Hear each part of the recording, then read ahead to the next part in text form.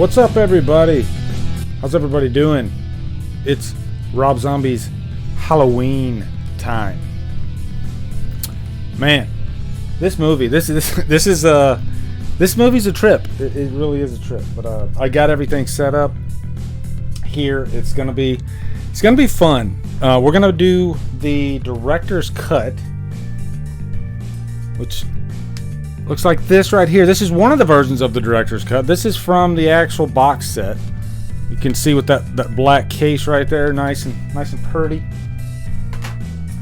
But I'm excited, and give me your opinions just real quick. Yay, nay? Do you like the Rob Zombie movies, or just do you like Rob Zombie's Halloween? Because there's, like me, I'm not the biggest fan of the first. Love the second. So let me know, just yay, nay. Do you like Rob Zombie's Halloween? Now, because I'm really curious to see what the ratio is there. I'm guessing it's like 50-50. That's my guess. My guesses are usually off too, but just really curious to see what you guys think. And let me say some hellos. I see Eric in there, Chris Snyder, Gary Sim, Stranger Boy 101, Filthy Dance Film Discussions, Smonties, Ashley, Jonathan Nichols, Mizzy E, a lot of familiar faces. Holly Klein, how are you doing, Holly? Juno, Destiny, the hazel-eyed dickhead. This might be the first DDLive for the hazel-eyed dickhead. I don't know. I could be wrong. Mikey Weiss, what's up, brother? How you doing? Gary Sim, Doug, I saw Doug in there. David Hess. Yeah, you guys are starting to pile in there. Tom Ungern. Really, really great to see you guys. We were supposed to do this last night. I know that. Life happened, so now we're doing it tonight. But I've been looking forward to doing this, actually. And I think, correct me if I'm wrong, guys, is this the first live commentary we've done since I started DDLive? And this is number 15. I think this might be the very first commentary. And, of course, we got a commentary next week, too, with Fright Night. We're going to have Christian Hanna from Christian Hanna Horror. He's going to be on the show. And we're going to do Fright Night. But can you see, like, the orange reflection? I got my TV. It's like lit, like I could touch my TV right now. It's like a 32-inch. And I got the menu pulled up, ready to go. I'm looking forward to this. This is going to be fun. Going to be really fun with you guys. This might be the longest Halloween movie too, you know? And this wasn't the one that was released theatrically. This is the director's cut. The director's cut has some extra scenes in there that make it an hour and 50-ish minutes, something like that. It's a long version though. But yeah, it's gonna be a lot of fun even if it's a movie that I don't necessarily like. I think there's a lot of stuff to discuss in this movie, and that makes for a fun commentary, I think, right? First off, though, because Chris Snyder, he was asking me if I'm going to be talking any Kiss, and it's funny, like right when he said, "Are you going to be talking to me any Kiss?" I was on Facebook on Killer Flicks, and sure enough, let me pull it over here for you guys. Let me see. Let me go over here first. Yeah, there it is. And then I'm going to pull you guys over here. I think it's under news. Yeah, so we got Daniel Cordillo. Real quick, I wanted to drop this off to all you guys, whether you like Kiss or not. It's impossible to deny their impact on rock and metal music. Also, I think it's impressive just how hardworking they were back in the day. He called me Uncle Lee.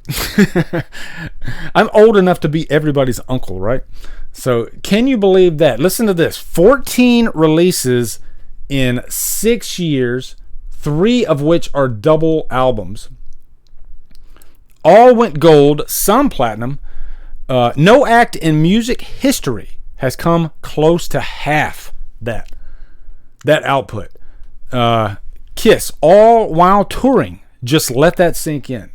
It's that cool? Freaking Kiss, man. I tell you.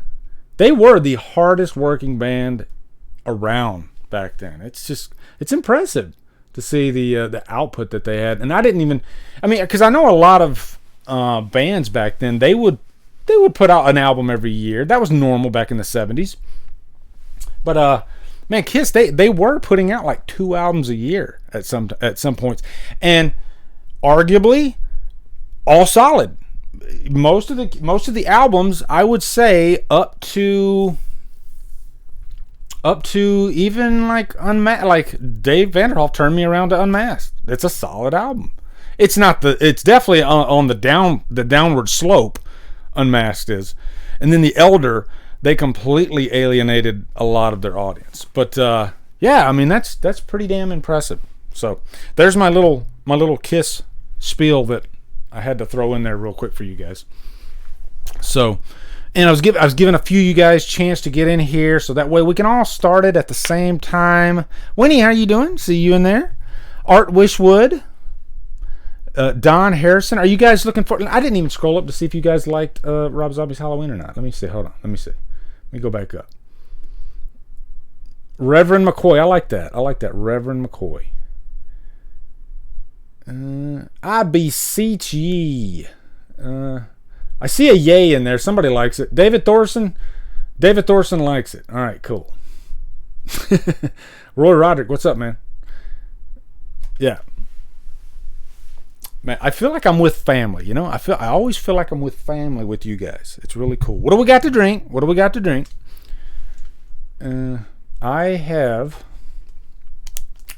got my I don't know about you guys. I'm a lemon lime Gatorade guy, you know? And I tell you, Gatorade's good because it gives you those electrolytes that we need. And I like to drink it like, because I go, like lately, especially ever since like the pandemic, I've been upping my 5Ks, my runs, because I don't know if this is true or not, but I think if you stay healthy, it kind of builds your immune system a little bit better.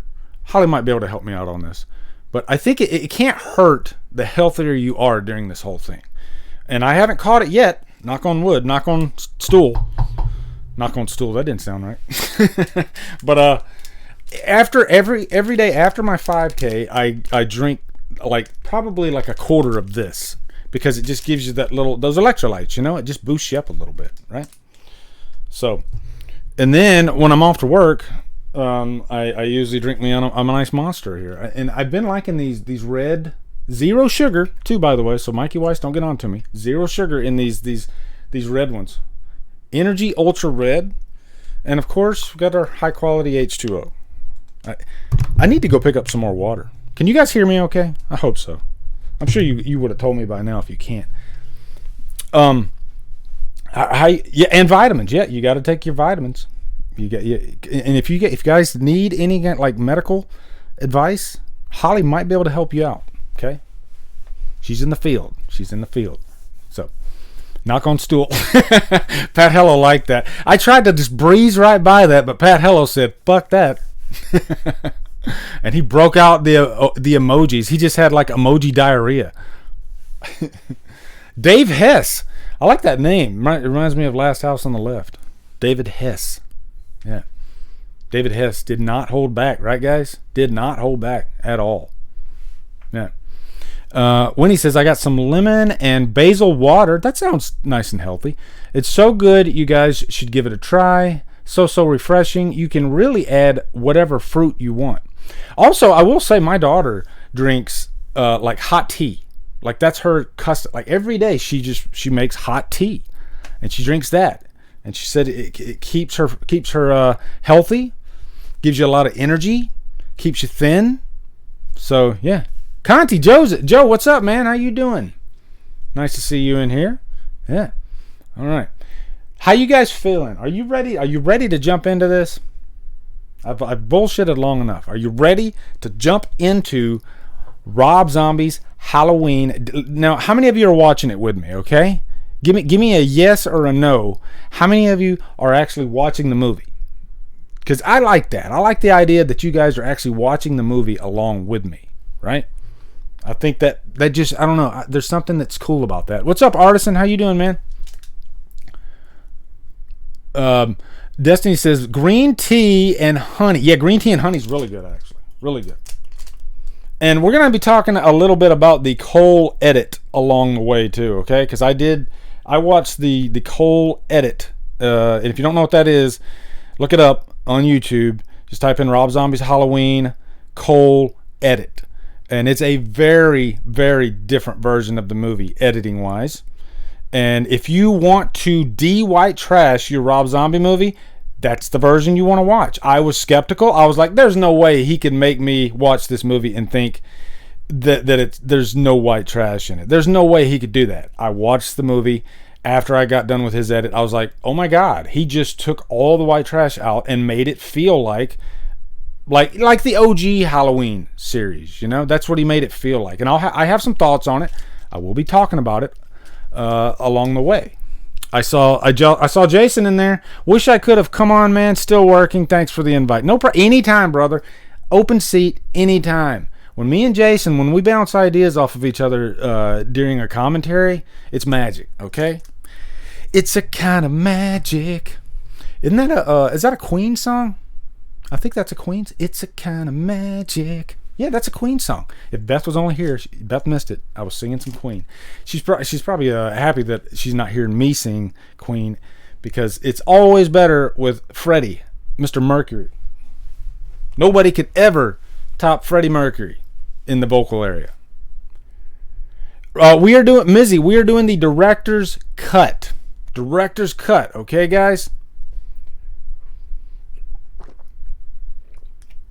If you don't know what cut that is the cut with the rape scene. The infamous rape scene, which I do not like, but that's kind of why I wanted to do this.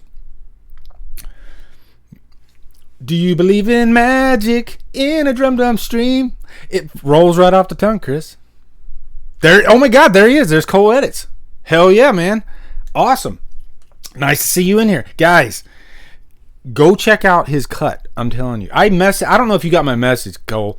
I sent you an email a couple days ago, and I apologize first off because it took me so long to finally watch it.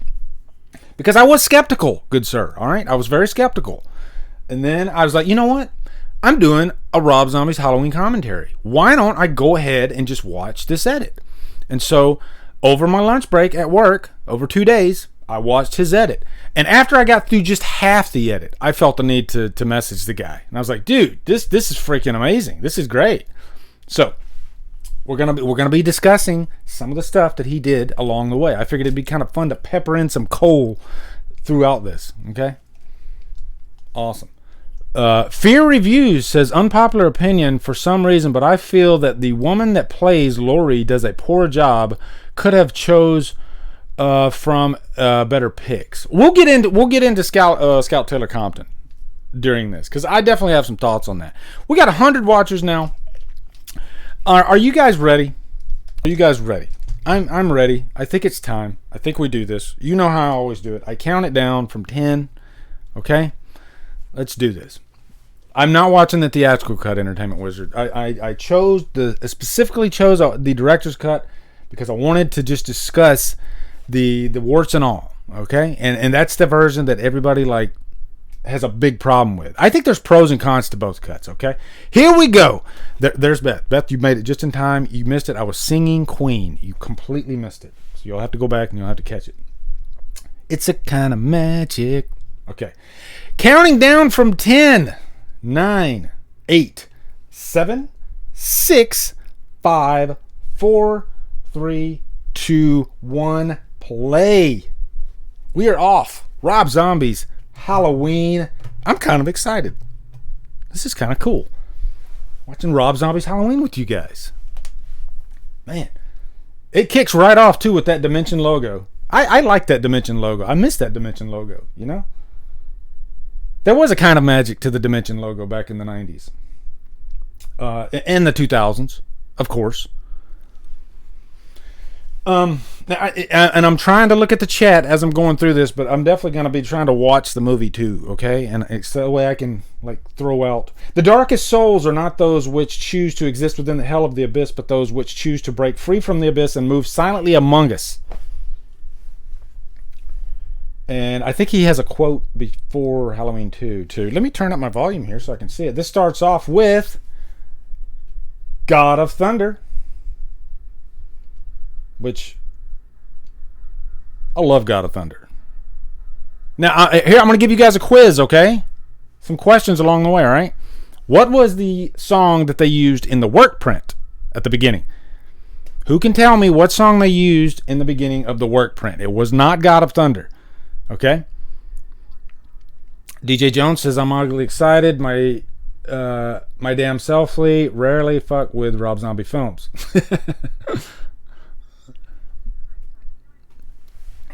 Yep. I'm all broken up there, bitch. I can't work. We jumped right into Ronnie. It's funny that, like, I used to hate Ronnie with a purple passion, but the guy's developed sort of I guess, a little following. And I guess Killer Flicks is kind of to blame because, I don't know, we just can't help but, like, laugh at the guy and post picture. I mean, he's going off right now, right? I hope you guys are watching this with me. This is Monster Mass. Thank you very much. Cole, of course you would know that. Grind shit. I mean, it just, breaks out with just complete and utter chaos. And you know what I think? I think what the reason this is this was Rob Zombie not really sticking a middle finger out, but this was Rob Zombie saying, okay, guys, all you Halloween fans out there, this is my movie. Okay? So I'm going to throw something out here right at the beginning so that way there is no confusion whatsoever. Right? And I think that's why he put this scene in there. I could be wrong. I don't know for sure. But I wouldn't be surprised if that's why Rob Zombie put this scene in there. So that way, oh my God, we're watching a Rob Zombie movie. This is not Halloween 6 with John Strode.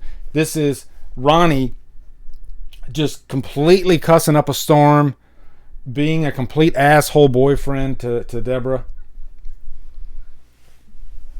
Now, in the Cole Edits version, and Cole, if you want to, like, type in anything along the way about your cut, feel free. And I'm sure you will anyway, but this is not in the Cole Edits version. Cole had a purpose with his version. It was an experiment. Let's make this like the first movie in Halloween 2018. And if you watch his edit, you'll know exactly what I'm talking about. Let's white trash the Rob Zombie version. Let's make an experiment. Can we do that? And the first thing, of course, that you want to do is cut out this opening section. And I will say right now, Michael Myers doesn't talk. The young Michael Myers, actually old, no, there's no talking whatsoever with Michael Myers in his cut. But young Myers is in his cut a very, very short amount of time. I mean, maybe 10 minutes, something like that. They breeze right through this section of the movie to make it feel like it could have been within the original franchise. And he succeeds. He definitely succeeds. And within 10 minutes, I was hooked. I was like, oh my God, we're already to when Michael is a grown-up. And you got Danny Trejo, in there saying, Mikey, when he's trying to, when Danny Trejo is trying to put him back into his room. I mean, we're there within, like, I don't know, 15 minutes? Something like that? Yeah, 10 minutes. 10 minutes, breeze right through this section. Now, and I'm sure, I don't want to speak for Cole, but I'm sure that he's saying that, hey, I have nothing against Rob Zombie. This is Rob Zombie's movie, of course. Good on him for making this movie. This is definitely his version of this movie. And Cole's version doesn't take anything away from that. And it's kind of cool, actually, because if you're going to do a fan edit of one movie, then why not go a little hog wild? And so that way when somebody watches it, they know, oh, I'm watching the Cole edit. Why change one or two scenes? Just, if I take this scene out of this movie, that makes it a better movie. No. Make it a project, and that's definitely what Cole did. If you watch his edit, you can tell the guy probably spent a long time putting this thing together. So, but man, there's so much to talk about with this movie. Like this scene right here.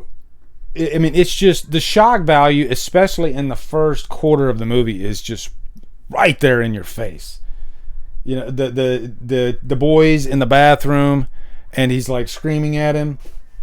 And just the words that, I don't even want to repeat them. The words that are coming out of his mouth about his mother and all this stuff. it's abrasive. And it doesn't feel like Halloween, you know? And these are all my thoughts, my opinions, but it just doesn't feel like Halloween at all. So you have to pretty much take, and I'll even go ahead and say Halloween 2 doesn't feel like Halloween. You have to take your Halloween brain out of your head when you watch both these movies. And you might come out liking one or both of them, or you might come out not liking either one of them, even after. Rob Zombie's Halloween does have some good things in it, some really good things in it. This part right here is the part that I always have trouble getting through. Enter Donald Pleasance coming into the school, and he's got the 70s hairdo going, you know. And again, this does not look like... Did I say Donald Pleasance? Dr. Loomis, sorry. This does not look like Donald Pleasance at all, you know. And I was excited when it was announced that Malcolm McDowell was going to be playing the part. I was really... Because I'm a big Malcolm McDowell fan anyway. And I thought, oh, yeah, I could totally get that. Like, he's going to be a good Loomis. But, and it's not Malcolm McDowell's fault, the direction that Rob Zombie went with the character. And he's definitely more like Loomis, the traditional Loomis, in this movie than he is in the second movie, of course. Dino, what's up, brother? How you doing, my brother? And you know what? I liked Sherry Moon Zombie in this for the most part. I thought Sherry Moon Zombie did a good job playing the mother of Michael Myers. I felt for her. You know, you could tell that she loved her son. And, you know, this scene right here where they're in the school and she's looking at the pictures of the dead animals.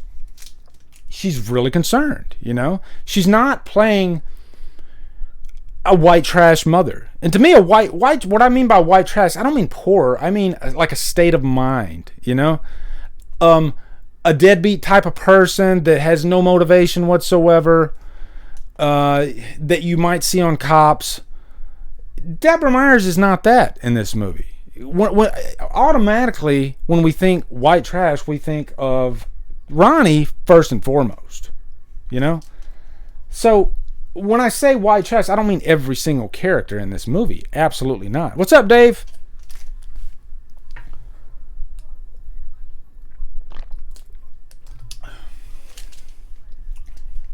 Now, right away, we just heard the score from the first Halloween, which is strange because after all that we've seen so far, which doesn't really feel like the Halloween that we're used to, for John Carpenter's score to just kind of pop up out of nowhere, it's strange, you know? It's almost like, oh, by the way, guys, this is a Halloween movie. That's, you know, let's plug.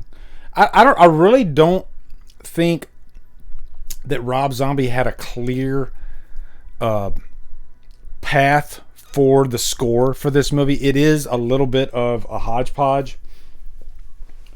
Now, if I had to pick at Cole a little bit, and the only thing that brought me out of his edit was, and I'll definitely defend him for this, was the score.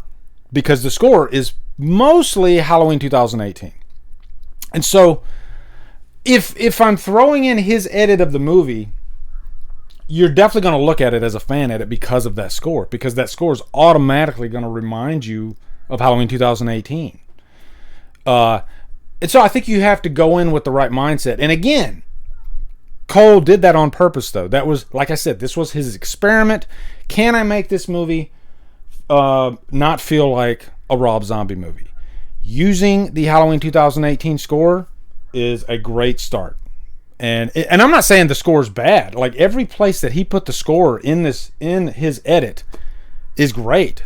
It does make the scene better if you're not looking for a Rob Zombie version of the movie. I think that's the best way to put it. I mean, there's a lot of times where I'm like, wow, that's like the Shape hunts Allison. That made that scene a lot better, actually. So, yeah. Chris, I'm sorry, man. I missed your super chat. Let me go back up here. Hold on. Chris, how you doing, brother? Hope he's still in here. Hold on. There it is. New theory. Ronnie is Barry Sims from Part 6 father. Possibly. I just took out my headphones, but I guess I don't need them anyway. So, Yeah, I guess so. I mean, Barry Sims is a completely different type of character than Ronnie is. Like they like the thing about Halloween 6 is it feels like Haddonfield. Even though you got characters like Barry Sims in there, Barry Sims sounds like he'd be a DJ in Haddonfield. Rob Zombie's Halloween does not feel like Haddonfield. Especially in this opening part. Right now we're in the woods.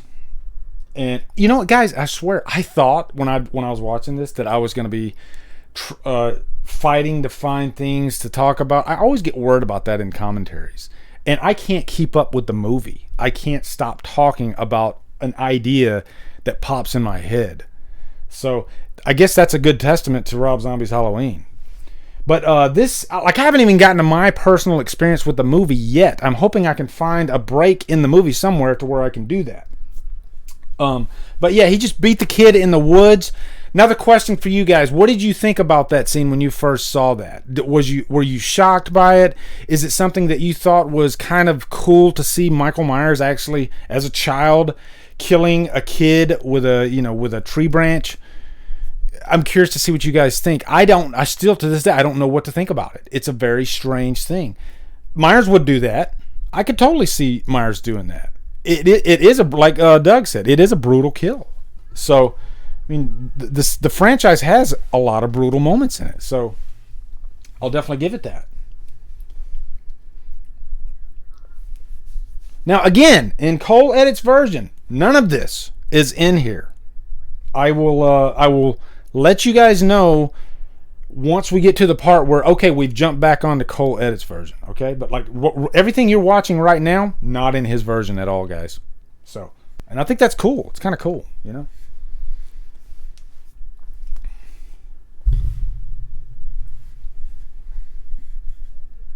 So they're getting ready to go trick-or-treating, and Judith's boyfriend's supposed to come over.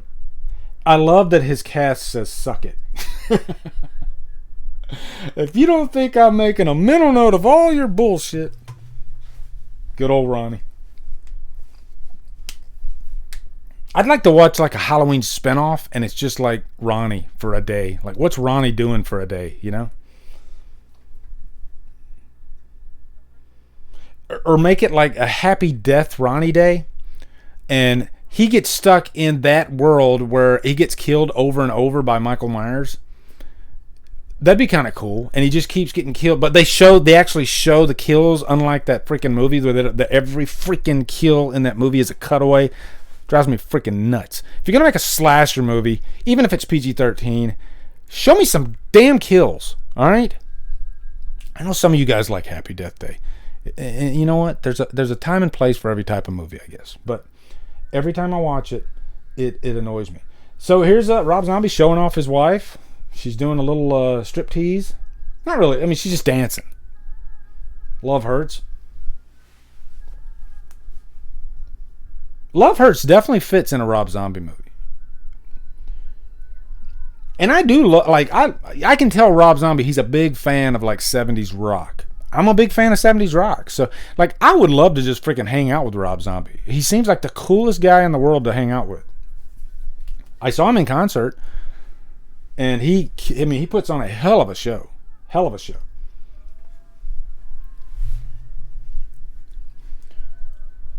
Now, if I can go back and try to plug this in, like when I first heard that Rob Zombie was making Halloween, I had a whole bunch of different emotions coming over me. Like, one was fear, because I had seen Devil's Rejects and House of a Thousand Corpses, liked those movies, but this was like somebody who directed Texas Chainsaw Massacre that only does Texas Chainsaw Massacre movies, like not because Tobe Hooper was he was kind of an auteur with directing. He could do any genre. He did Poltergeist, but Rob Zombie does a certain type of movie, so I was a little scared. Like, I mean, he's definitely going to make this violent. This is going to be a scary Myers. I knew that. I knew he wasn't going to hold back in terms of making a very scary Myers, because the guy he's good at shock value, you know. But I was also really excited because of what we had with Resurrection. Resurrection felt very direct to video. It felt safe. It felt almost like B-movie-ish.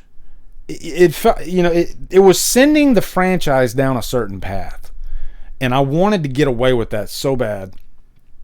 And the remake craze was really kicking up. And so I knew Halloween was next.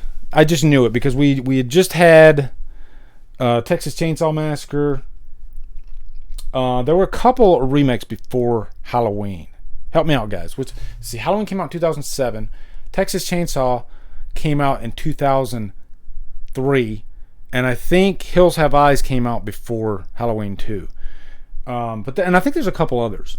So I knew that Halloween was coming. You know, they were going to be doing a Halloween remake soon, which they did, of course. And so I was excited. I was really excited. And I will say, when I saw the first trailer for this movie, I was like through the roof. I was like, oh my God. They put together a damn good trailer for this movie. And I hadn't been that excited about Halloween in a long time. You know? I mean, think of it, because like H2O came out in 98. So this was, 9 years later. So, and I'm always, you know, I'm a Halloween nut, right? But I like Halloween to be good. You know, like when Halloween 2018 was being marketed. You guys, if you followed my channel, you know I was freaking over the moon. I probably overreacted even before I saw the movie. It was like O.G. Myers was coming back, and I couldn't get enough. Yeah, thank you, Chris. Black Christmas was another one. So I was excited for Rob Zombie to do his movie. Now, the very first cut that I saw of this movie was the Workprint. This leaked out before it even came to theaters. The Workprint did. And I caved, you know, even though I wished I wouldn't. But I was actually in Japan at the time when this came out. I was stationed in Japan. And in the military, when you're stationed overseas, Japan, Korea, all those places, we have a movie theater over there. But we don't get the movies in probably at least a month after they come out in the States. So I knew that I wasn't going to be seeing Halloween in the theater for at least a month after it came out. And can you imagine? That's torture for me. So he just sliced Ronnie's throat, by the way, just to give you guys a timestamp.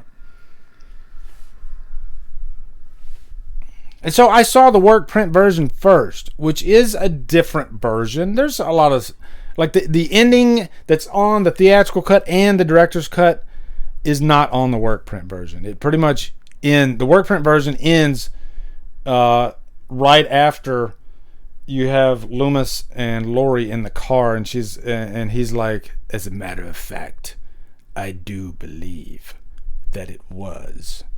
Didn't really roll off the tongue out of Malcolm McDowell's mouth. But in his defense, he did not watch the original Halloween. And good for him. He didn't want to copy Donald Pleasance.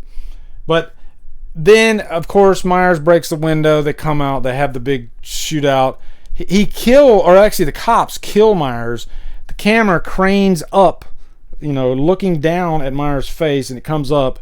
And then there's there's a song that they play. And then that's the credits roll. That's the end of the Workprint. So when I did finally see it in the theater, it was a nice surprise because I was like, oh, they're not ending it here. We got another, 15, 20 minutes. This was kind of cool. Thank you, Erica.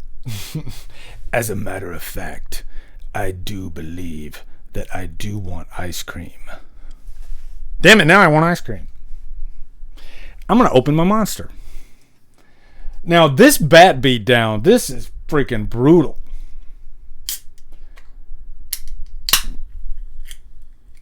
Like, I'm not going to completely knock this whole opening sequence. I mean, there's a couple scenes, like, when he kills the kid with the bat, that's some scary shit. And then when he goes up and kills Judith, those are scenes that are handled very well. Cole Edit says, I believe, or I think, Where Love Hurts plays during the Workprint in shot. Yeah, I think you're right. I think you're right, actually. Yeah, I mean, just tons of blood in this version, blood pouring down. But the thing Rob Zombie wanted to capture was he wanted the kill scenes to feel realistic, like you could see this happening next door. Rob Zombie always viewed his violence like what you would see on the evening news, or like when you go on the internet and you like look up real. I don't do this, but I'm just saying, I've seen it before. If you go on the internet and you look up real, actual deaths, that's what Rob Zombie wanted to capture in his movies. He wanted you to feel uncomfortable with the deaths, not entertained. And that he succeeded. He definitely succeeded in this movie. That bad beatdown, that's pretty much what it would be like. There would be blood everywhere. So, I got to give Rob Zombie credit on that one.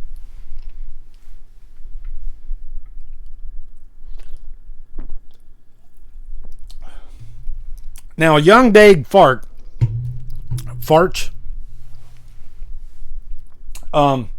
he was a creepy looking kid. Here's my thing though. Here's one of the issues that I had with Rob Zombie in terms of Halloween, the franchise.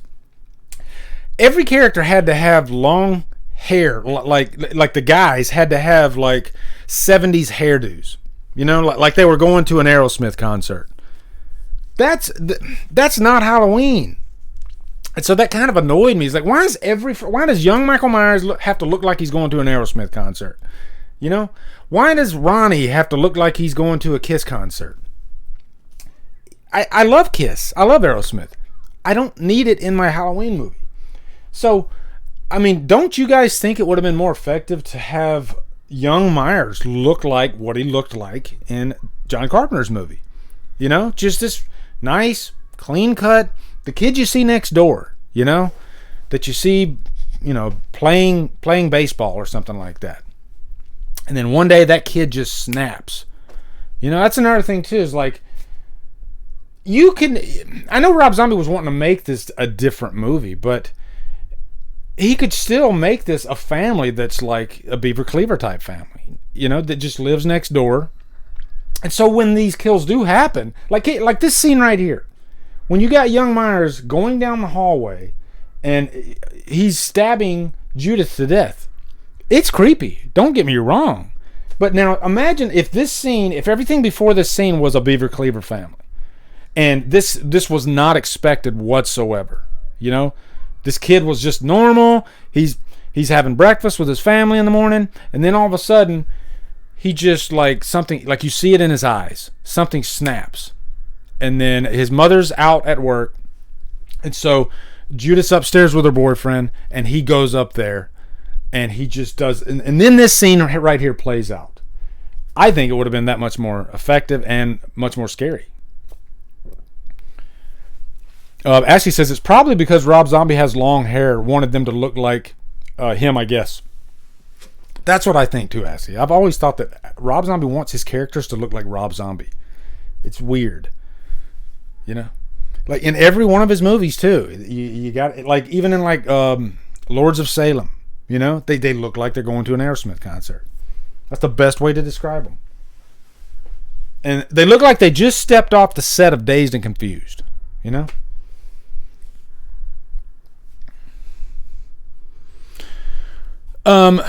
Fear Review says, Lee, would you agree that gore has a certain welcome to Halloween movies, but a very limited welcome?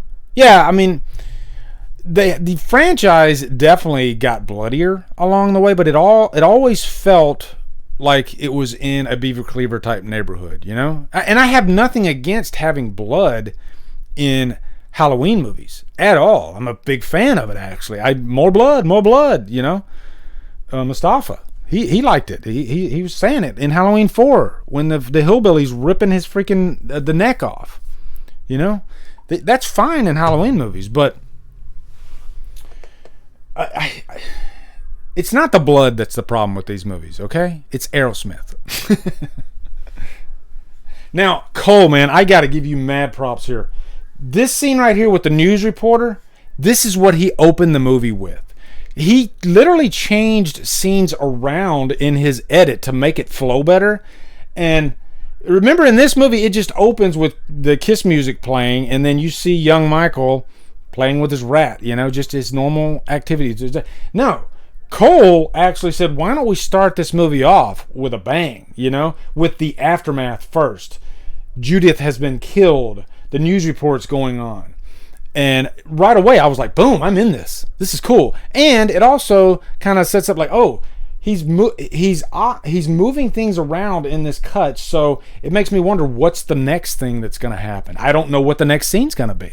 I was excited about that. So, I mean, bravo to you, Cole, for doing that. That really, it put me into the movie just like that. This right here, what you guys are seeing, camera is panning across the cop car. And you see young Myers. That's a great shot.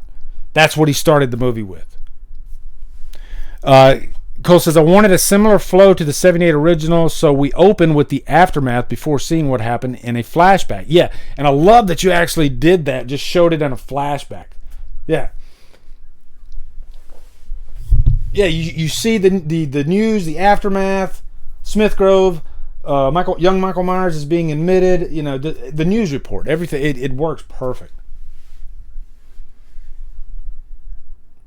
Pretty much he Man of Steel'd this movie. If you've seen Man of Steel, it's sort of like that, Man of Steel, we don't want to go through this whole seeing Clark Kent crash to freaking Earth and then watch him grow up and then by minute 45, okay, finally he's putting on the costume. No, Man of Steel, it moved a lot of things around and it bounced around for a purpose to get you into the movie. That's kind of what Cole did with his edit. I don't know if that's a good comparison, but that's the best I could come up with.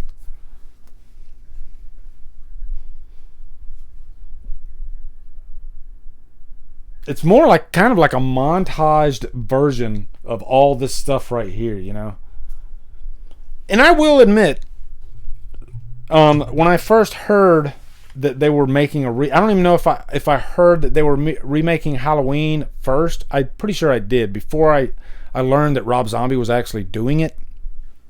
But one thing that did excite me was that they were going to explore young Michael Myers a little bit, just a little bit more, maybe, maybe see, because I always had that thought in my head, like, I would love to be a fly on the wall to see what young Michael Myers was doing, just a fly on the wall in his day. Wouldn't that be like really cool? Before we saw these new Rob Zombie movies, I always had that thought in my head, and I think if you read the novelization of Halloween, there is a few scenes like that show young Michael Myers in Smith's Grove. Got a couple super chats. Intel Wild, it's me, Billy. I love that freaking profile pic. Can't wait for It's Me Billy. It's Me Billy has been officially it's go for launch. It reached its Indiegogo. So big congrats to Dave McCray and company on that one. Great show, man. Thank you so much, man. Appreciate that. Winnie, she says, who would win in a one-on-one fight to the death? Tyler Mane as Michael. Okay, now we got the real questions. Tyler Mane as Michael in the Rob Zombie remake, or Derek Mears as Jason in the Friday the 13th remake? Ooh. Damn. Let me think on that. And you guys answer that one too, okay? So, Derek Mears or Tyler Mane? It's not an easy answer for me because they both have their strengths and weaknesses. More strengths. Both those are stacked freaking killers. I'm gonna go with Tyler Mane. I think I'm gonna go with Tyler Mane, even though it would be a damn good fight, and they're both really big guys. If I'm going off the performance in the movie, especially Rob Zombie's Halloween 2, Winnie, I don't know if that one counted or not, Rob Zombie's Halloween 2, but if I'm like picking his performance in Rob Zombie's Halloween 2, I think I'm going Tyler Mane. I mean, he was a freaking beast in part 2. Just brutal as hell. Tyler Mane's Michael would dog walk Derek's Jason, I think. Tyler all the way. I knew I'd get like a 50-50 on this. It's a draw.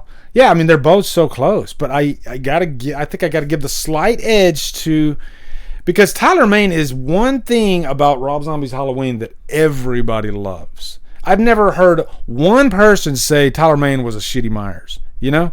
Like, think of it this way. If you put Tyler Mane's Myers against Chris Durand in H2O, oh my God. He would just, like, destroy, like, fucking destroy the Myers from H2O. Am I right, guys? He wouldn't even give him macaroni and cheese for dinner. He would just completely obliterate the guy. All right? Yeah, that was a good question, though, Winnie. I like that one. That was a really good one, actually. We got a scene here where Deborah is visiting young Myers. There's a nice little sandwich there. I had a PBJ today for lunch, by the way, guys. It was quite delicious. Quite delicious. And again, none of this, what you're seeing right now, is in the Cole Edits version. There is a scene in one of his flashbacks from when they're in the sanitarium. And I will mention it once we get to it, okay? Oh my God, twins, Lee. Twins, Basil, twins. What's that from, guys? There's a test for you. Twins, Basil, twins. What's that from? I kind of gave it away.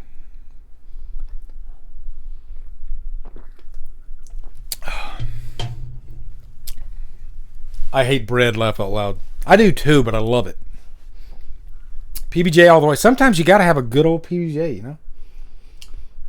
So now a lot of these scenes right here where it looks like, I don't know what you'd call that. Like it looks like they were going for a 16 millimeter type look, you know, or just, what's the word I'm looking for? I know Cole knows what I'm talking about, but in his flashbacks, he had just those little scenes where you hear the voiceover of Loomis talking about the condition of Myers, where he's at in his progress, which is pretty much nowhere.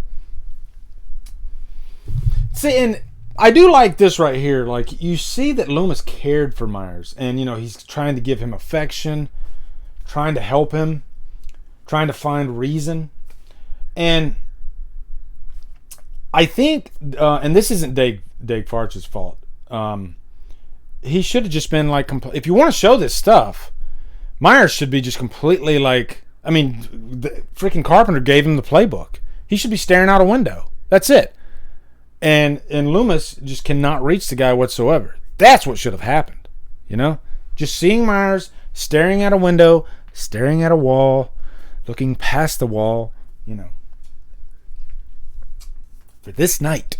That's what he should have been doing. But instead, you got him, you know, complaining and whining and, you know, just, it sounds like he wants his Tonka truck. That's what it sounds like. It doesn't sound like he wants to go kill everybody in Haddonfield. It sounds like he wants his Tonka truck. Am I right, guys? Tonka truck, hashtag Tonka truck. Okay. It sounds like he wants his dessert with his dinner, and he's been told that he cannot have his dessert with his dinner. That's what it sounds like. He sounds like a whiny little bitch.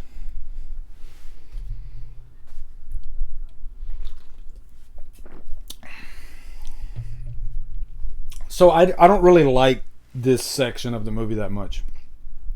Now there's some interesting sections once he becomes an adult and he's still in the sanitarium. There's a couple interesting things to discuss.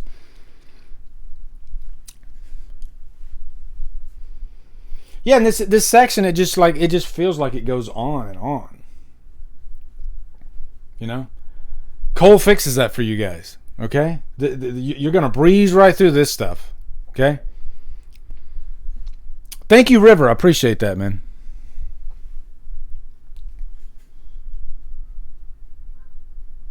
Yeah, I think you guys are definitely gonna want to watch Cole's version of this after you get done with this. And the way I see Cole's version is like it's an alternative. You know, like. Will I still watch Rob Zombie's versions of the movies? Yeah, I will.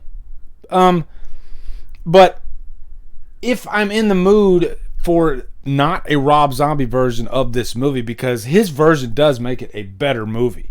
It flows much better. there's a lot of needless dialogue that is cut out, especially your white trash type dialogue. That's not here anymore. So yeah, no, this scene right here where you got the nurse, Sybil Danning, this scene is in one of his flashbacks, and I like the way he handled this scene, actually, even musically.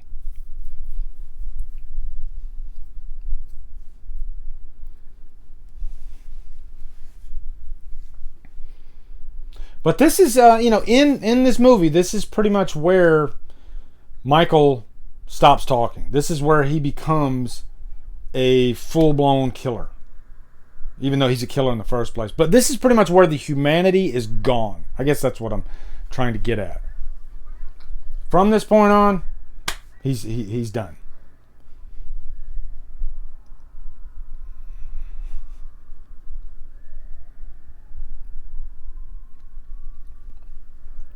It is kind of cool too that he was like creating his own masks.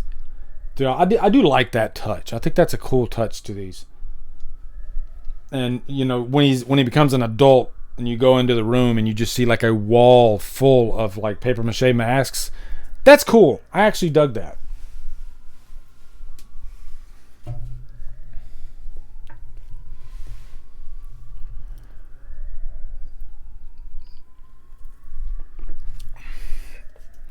Now, Cole, let me tell you why I avoided your edit for a long time.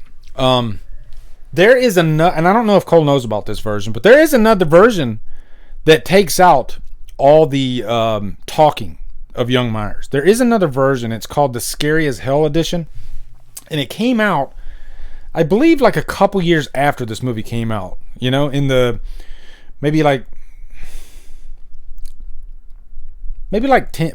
a decade ago or something like that, it came out. And I think I still have this on a hard drive somewhere. I watched it once and I never watched it again because what I was talking about earlier, if you're going to make a fan edit, then, if you make a fan edit, completely go all out, change things around, and, just strive for like the best version of the movie you can do. And this Scary as Hell edition, this guy pretty much wanted to just take out Myers talking, which is fine. You could go into a fan edit saying, I want to take out Myers talking. I think it'll make it a better movie.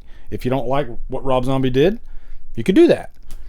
But that's all it really does. It just takes out Myers talking, and then that's it. It doesn't add anything different or new musically. It's still pretty much in the same chronological order. So, yeah. But Cole's version, I think when I finally watched it within 10 minutes, I was like, oh, okay, this is a project right here.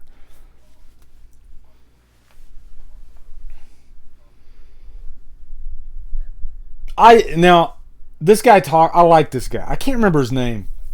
But he was in Devil's Rejects too. It's just one of those actors though that just has this he's got charisma. He's got something there,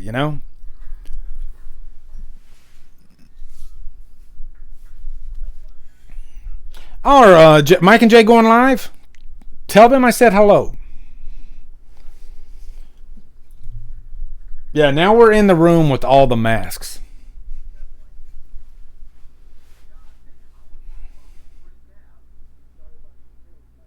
Now, if I could recommend something, the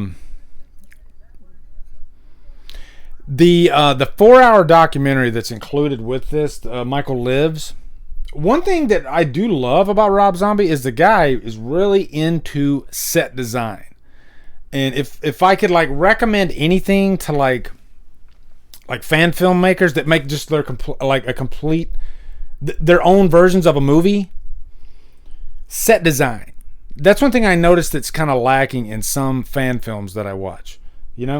A white wall in the background. Just give it some flavor or something to kind of dress up the scene a little bit. Rob Zombie does a damn good job at set design, and nobody ever really talks about it. He's so good at it that you don't even realize it. That's how good he is at set design. So, and I know he takes part in, he has a set designer, but he's a hands-on type of director. And if you watch the Michael Lives documentary, you can see him jumping in there and saying, let's take this baby crib right here, and he'll grab a rock and just start, like, on his own, just start roughing the baby crib up, because this looks too new, let's put some art here on the wall, but only do like 3/4 of it, because this character would be too, he'd be pretty much too lazy to finish the whole thing. He goes that far into the thought process of set design, He did that with this movie. I mean, if you look, except for like the Smiths Grove Sanitarium scenes, if you look in the background of any scene, there is just set design for days. There's dressing everywhere, inside and out. He's really great at that. So Loomis is frustrated. He doesn't know what to do. He's pretty much given up, and so he just, he walks away from the case. He feels like he's failed. Like I said, this is a Loomis that is pretty similar to what Donald Pleasance was. I definitely preferred Donald Pleasance, but I mean, Donald Pleasance is Loomis. He really created that character, the essence of Loomis. How do you compete? You can't, Nobody will ever play Loomis better than Donald Pleasance, so it's almost an unfair comparison.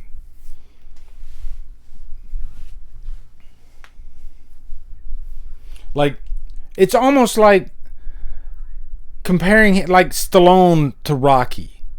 Nobody else could, and Stallone wrote the character, of course, but like nobody could ever play Rocky except for Sylvester Stallone. Somebody, they might cast somebody as Rocky, and 10 years from now or something like that, but he won't be Stallone. Same thing here. You could cast 100 guys to play Loomis, not a one of them will be as effective as Donald Pleasance.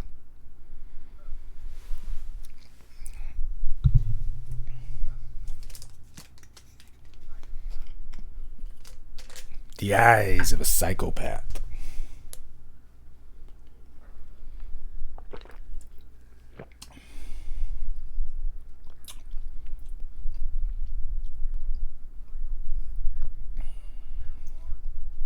But Myers isn't a psychopath. He's a sociopath because he doesn't talk. Like a psychopath, I think, is like very verbose and narcissistic. And correct me if I'm wrong, guys, but I think Myers would be considered a sociopath. All right, here we are. This is going to be an uncomfortable scene. This is the rape scene. And this was in the Workprint too. And I remember after the Workprint came out, and all the message boards lit up. They were like, "What's up, Christian? How you doing, brother? Nice to see you in here." Yeah, all the message boards lit up like, what the hell is a rape scene doing in a Halloween movie? And you know what? I think this is, like I said, with the beginning of the movie, when you saw Ronnie and all that stuff going on breakfast. I think Rob Zombie put this scene in here to let you know this is my movie. This is not your old school Halloween movie. And I think that's why Rob Zombie wanted to put the rape scene in there. But it's a brutal scene. It's really hard to watch, and it's strange because then what does it do for Myers as a character? Because what are we trying to set Myers up as a hero? It just doesn't fit in the lore of Halloween.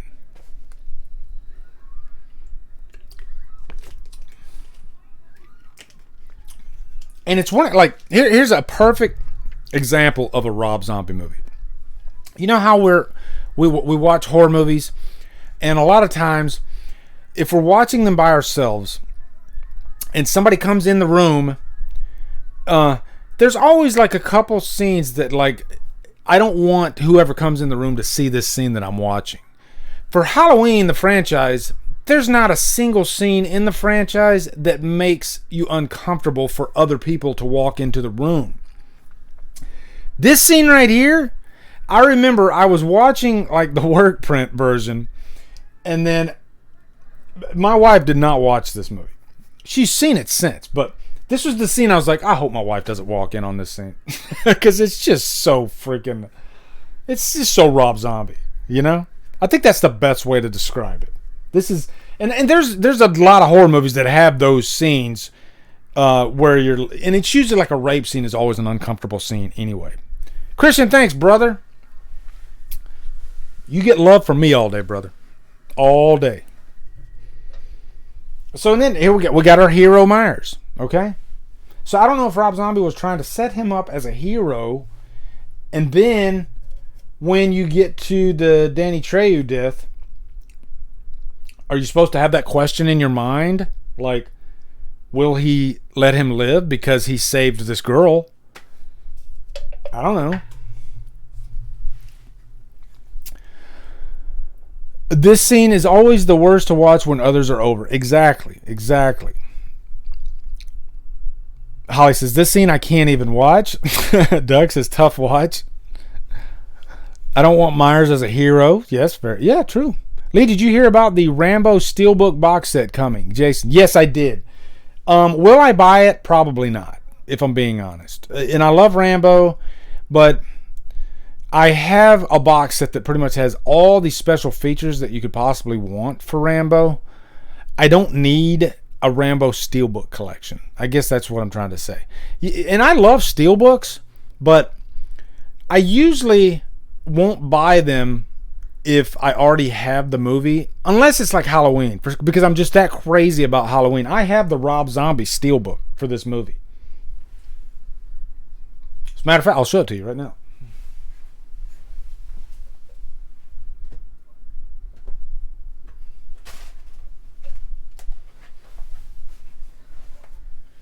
So he's about to kill Danny Trejo. This is a nice looking steelbook too, actually.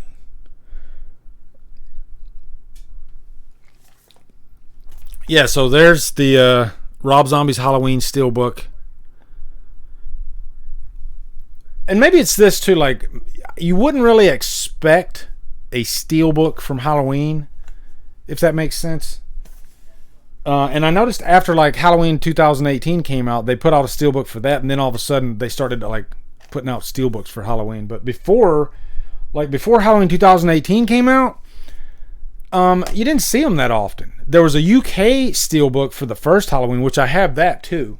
But then all of a sudden you got a couple. Now I would like a Halloween 6 steelbook, like a Thorn trilogy steelbook. I'd be all over that. I guess it just depends on how big of a, because I'm a big Rambo fan, but I don't know. It's hard to explain. Like, I just don't feel the need to buy Rambo steelbooks. But that steelbook's nice, and I like the back too. The back's really cool looking.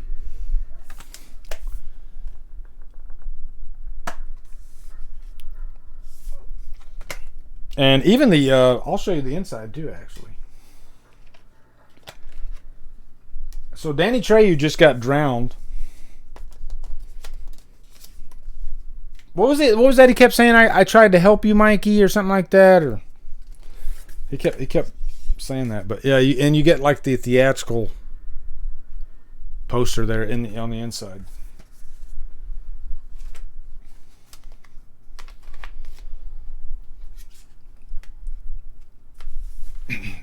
Now, Rob Zombie was saying that, like, this TV, they were going to shoot it a different way, but he ended up dropping the TV. And so they pretty much, yeah, right there, you just see the pretty much just a cutaway. That's pretty much what they did. The blooper reel for this movie is pretty funny. Yes, it is. It's actually a good blooper reel. Thank you, David Thorson. Clint Howard, the legend, Clint Howard. Such an interesting looking dude too. I tell you, if you want to watch a movie with Clint Howard that's like, it's very Clint Howard, check out Silent Night, Deadly Night 4.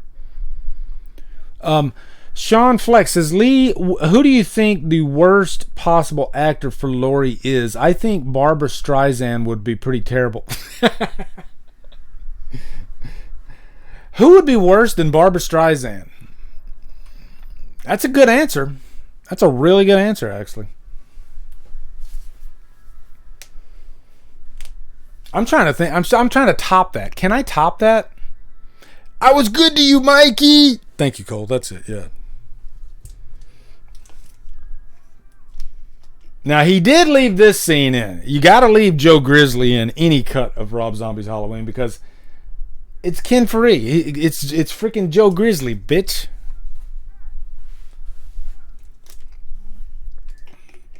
Now, if you watch that, I can't recommend watching the 4-hour documentary too because there's so much great behind the scenes, and they're talking about the look of Joe Grizzly and what they wanted him to look like, and he said, I want him to have hair that he had in the 70s, and he still thinks he can get trim with it.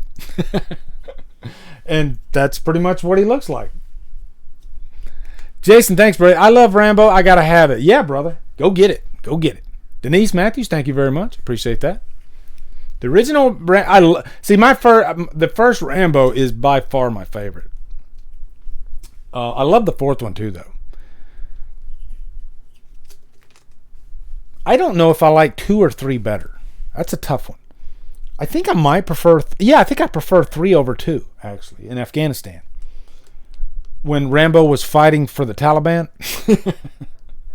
Oops. I got a taco deluxe. Gotta be a minute.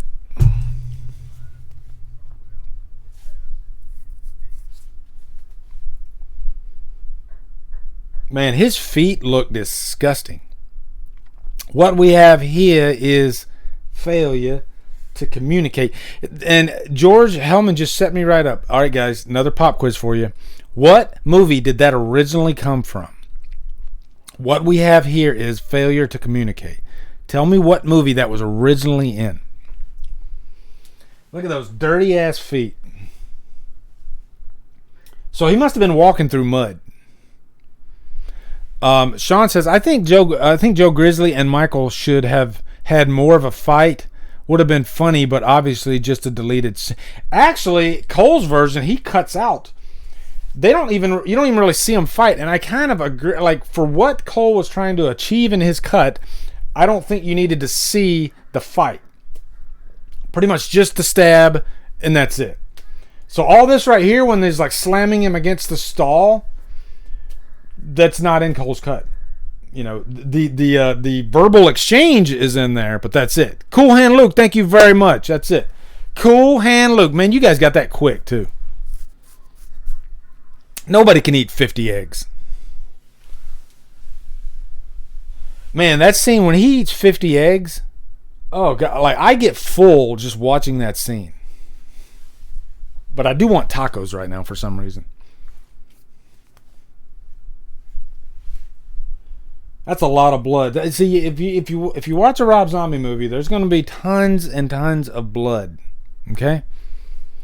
I like giving you guys trivia questions, right? So now here we are. We are officially in the remake of the first Halloween. Okay, we're there now. We are in Haddonfield. This does feel very different than everything that came before it, even in Rob Zombie's movie.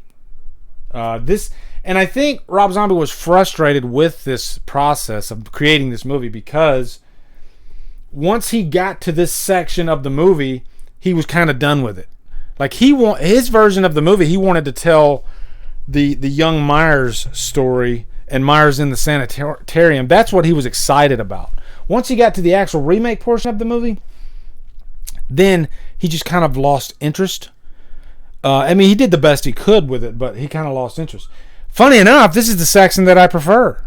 You know? Like, let me know. Here's another question for you guys. Which section of this movie do you prefer? And I'm going to gamble that most of you are going to say you prefer this section. But do you prefer the first half of this movie like Rob Zombie? Or do you prefer this half? I want Taco Bell. Yes, I do. I want Tijuana Flats even more. I love Tijuana Flats. God damn, man, I love tacos. One of my viewers, he does not like me saying GD. And I respect that. I really respect that. Yeah, D. Wallace. I talked to D. Wallace for a little bit, actually. Met her at Spooky Empire. And she is a sweetheart of a lady. And I had her sign my... Actually, I got it right here. We're going to talk about Scout Taylor Compton here in a sec, okay? So I had her sign this Howling Blu-ray, and I had her to Derek, rest in peace, Love D. Wallace. Because Derek was my friend. A lot of you remember him, Derek Mayo.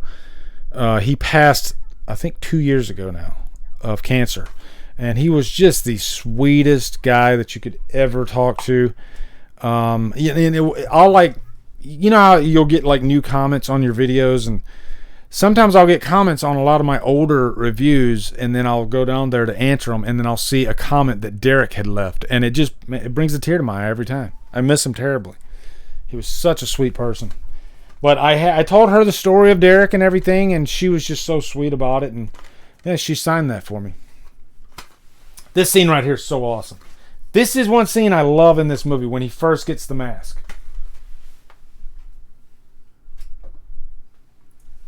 And what do you guys think about the mask?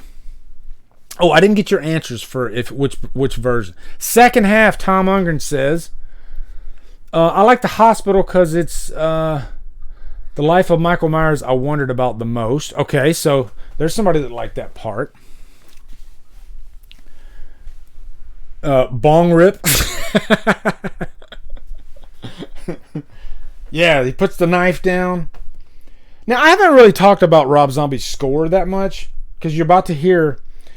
I don't mind the score in this movie, and he does actually have an original sounding score to this movie. I did mention at the very beginning that he used he used John Carpenter's score for just that one scene, and it kind of felt out of place. But once he gets like to this scene right here and on, nobody ever complains about Rob Zombie's score. Nobody ever says, I don't like Rob Zombie's score at all. You know, I've heard people complain about like the Halloween 5 score. Of course, I've heard people complain about H2O's score. But I never, for all the complaints that people give about Rob Zombie's Halloween, I've never once heard anybody say they don't like the score. And I believe it's Tyler Bates that did the score. I like the score. It's a good sounding score.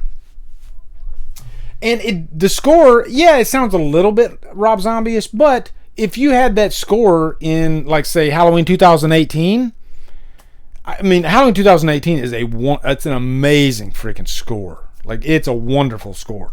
It's my favorite score since the first movie. Or second movie. I love the score for the second movie, too.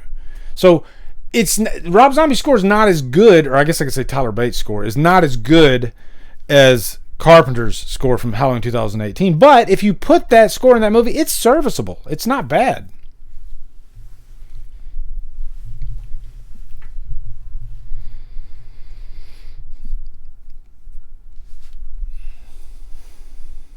So now we got the classroom scene. We get to see Laurie, Annie, and Linda. And I like these girls. I liked Danielle Harris in this role. I liked Scout Taylor Compton. We'll talk about her in a minute. And Christina Klebe.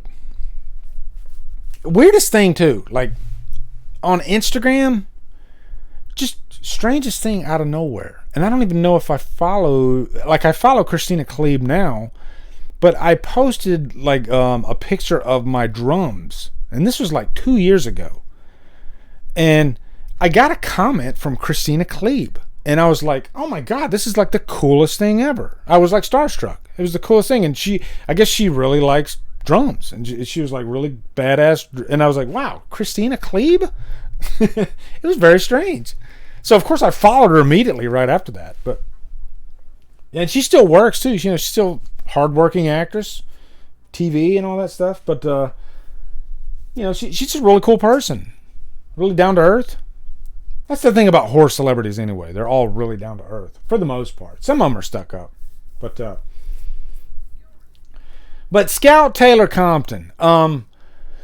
It's weird because I feel like you get two different versions of the character in the first movie and the second movie. And you would, because she goes through a significant mental change from the first movie to the second movie. In that sense, I gotta give mad credit to Scout Taylor Compton. Another thing I really liked about Scout Taylor Compton is she didn't try to copy Jamie Lee Curtis. This does not feel like Jamie Lee Curtis Laurie Strode at all. She feels like she could be one of you. You know, she could be Destiny. She could be Erica. She could be, you know, she feels like she could be just a normal girl, like a horror fan almost. She seems, and I like that. You know, just girl next door type stuff. And I never really, the only thing I had a problem with Scout is in the end, and I can't blame her. I think this is the direction that she was given.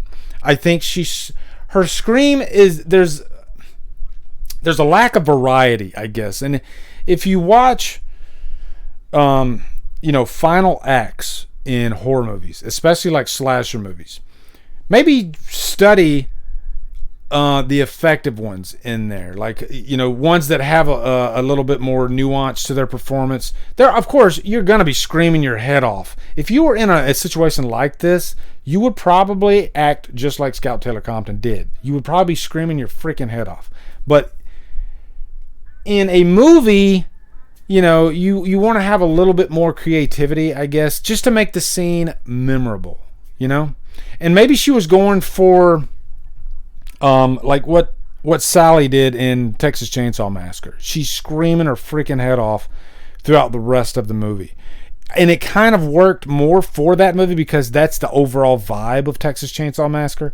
But in Halloween, yeah, you want some screaming, don't get me wrong, but you want a little bit more variety in there, you know. And I think that's what hurt her performance in the final act. But overall, though, like this right here, she's walking with Linda. She's great. I don't mind her at all. I think Jamie Lee Curtis was better as the character. You know, I mean, Jamie Lee Curtis has a huge place in horror history. She is the Scream Queen. Okay? And really, you could compare her to Jamie the most in the final act, and Jamie did it right. Jamie didn't scream the entire time. She screamed when it worked the best for the scene.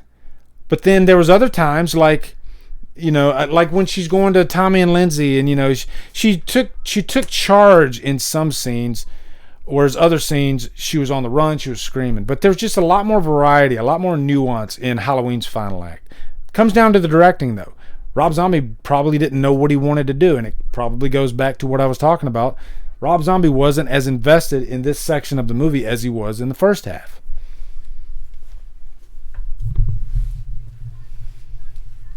And this is kind of where the white trash bleeds in a little bit in here, when you got Linda saying, you know, what'd she say, like rocket flash some vag or something like that. I mean, it's just the weirdest dialogue.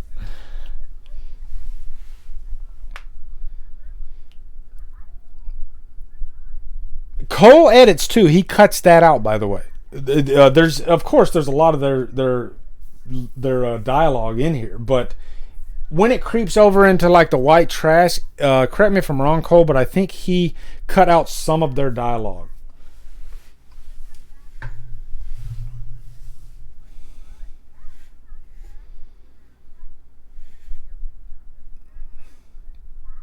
The great Brad Dourif. I got no problems with Brad Dourif in either of these movies. Brad Dourif, excellent.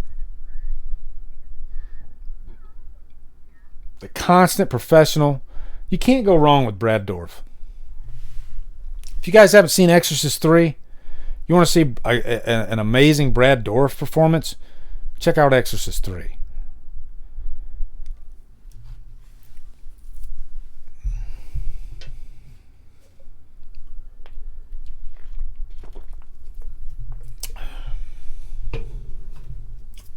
See, now we got a little bit of Carpenter music.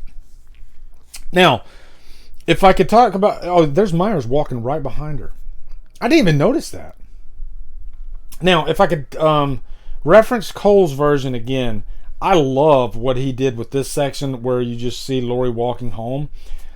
He used a music cue from Joker, and it really, really worked for the scene for some reason. And it was just kind of out of left field. And at first, I didn't realize what it was from. But it sounded so familiar. And then I was looking in his credits, and I was like, oh my God, that's from Joker. And there's just a music cue from Joker, and it really worked with this scene for some reason. It was kind of cool.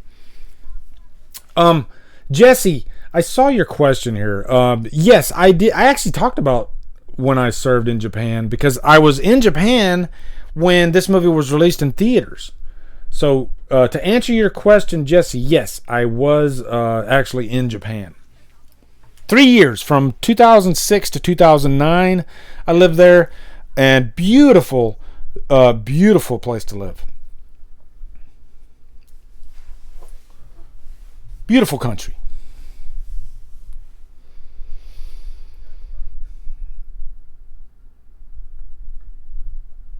I'm always looking for the Sinclair tombstone in this scene. I can't remember. I don't think I see Chandler, Sean Chandler. There's his tombstone. But luckily, Sean Chandler's still with us. So I think I saw a Sylvester tombstone in the back. Oh man, freaking! There's Sid Haig. Jesus, God, I miss him terribly. That's one of my biggest regrets. I was at Spooky Empire. Sid Haig was there. And he had a crowd there talking to him, and so I didn't take the time to just wait in line just so I could talk to the guy, you know? But, I mean, Sid Haig, man, he's a freaking legend. Garland. Let's see, Garland. Now, there is a scene in the Workprint where Myers, like, lifts up the tombstone. They show, and I like the scene, actually. It's kind of cool.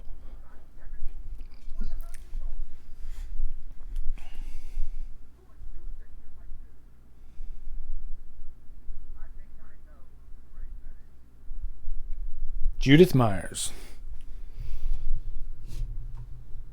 Yeah, so he took a fox and he, like, trick or treat.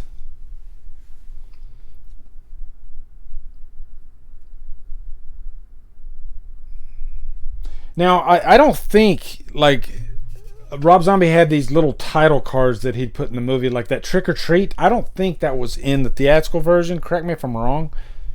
I think that's exclusively in this version.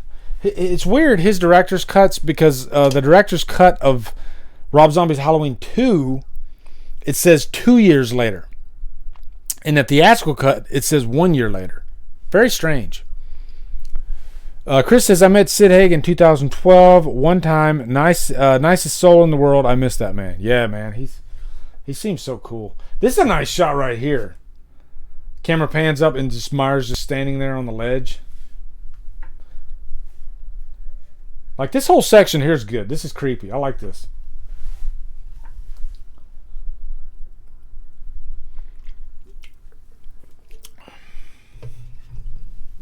Now, I will say, though, the original Linda scene is a lot better than this scene, in my opinion. But I'm glad that Zombie didn't copy it, you know? Because a lot of remakes, they'll just, like, completely copy a scene. Kind of like what they did in the Nightmare remake with the bathtub. So, props to him for not copying it and trying something different with the Linda character and her death. But again, look at Linda's boyfriend. Looks like he's going to an Aerosmith concert. Okay? Every guy in this freaking movie, for some reason, I don't know, I mean, and you can tell it's a wig. So why in the hell would you... Can one freaking guy have short hair in this movie? Is that possible? And Annie's boyfriend, same thing. Long hair. It's just really weird, you know?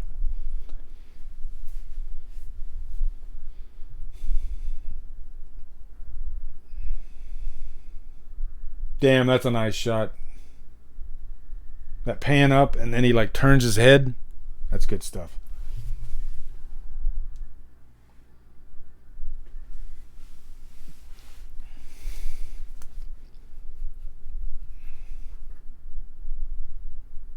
Now in the Workprint, he actually gets killed in the van. Like he's going out to the van to get a beer, and I believe Myers is like waiting for him in the van, and he kills him right there. Lee, he had Dr. Loomis cut his hair eventually. I think you're right, Erica. I think that's what happened.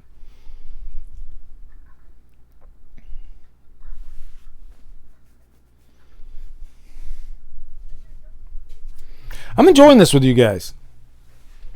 It is fun watching this movie, you know? Like, I'm never bored watching Rob Zombie's movies. Any of his Halloween movies. I'm never bored, you know? Aerosmith dude, Michael will you let me live? Michael, dream on. Nice one, Brooke. Yes, like compare this to the Bob kill in the first movie. Doesn't even care. Doesn't even compare. I mean, it's a brutal kill. Don't get me. I mean, I like that sound effect when the knife goes into his chest. Like it sounded like a knife going into, like, you know, bone, and you could hear it. So Dave says, imagine if someone like Steven Spielberg gave Drumdums a blank check to make his dream movie, not unlike the opportunities. Let me go back up here. Hold on. Given to Tobe Hooper, rest in peace. He was like the Iggy Pop of movie making. Yeah, Tobe Hooper, man. Look at his resume. You know, the movies he made, Texas Chainsaw Massacre, and then he comes and does Texas Chainsaw Massacre 2, which is completely different subgenre. Horror comedy. Life Force is it doesn't feel white trash at all. You know, he just had a lot of variety to his catalog.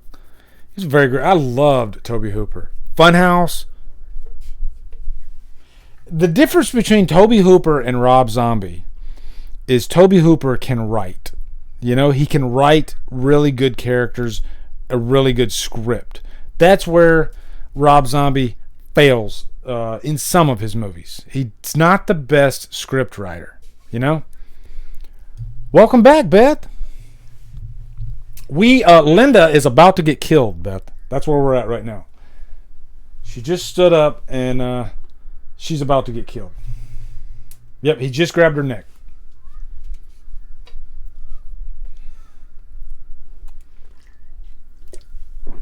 I can give you a timestamp too, actually. Hold on.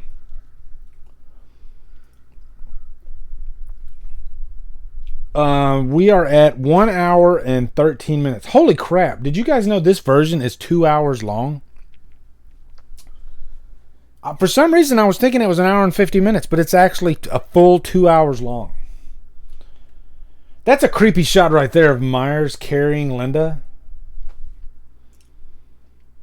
Myers carries two women in this. He carries Linda, and then he carries Lori later.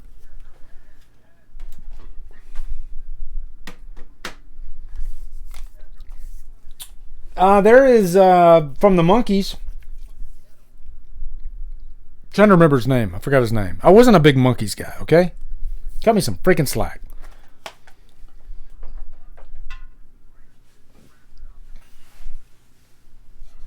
Although I have lately, for some, like today when I was at work, I was doing some painting, and I was listening to like some 60s music. Like I was listening to Mr. Sandman. That's what I started it off on.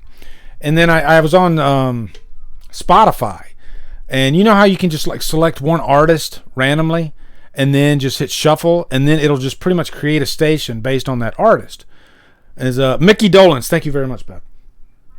And so I selected Mr. Sandman, and then all of a sudden it started playing all this stuff from like that era, and I was just really digging it. It's great painting music.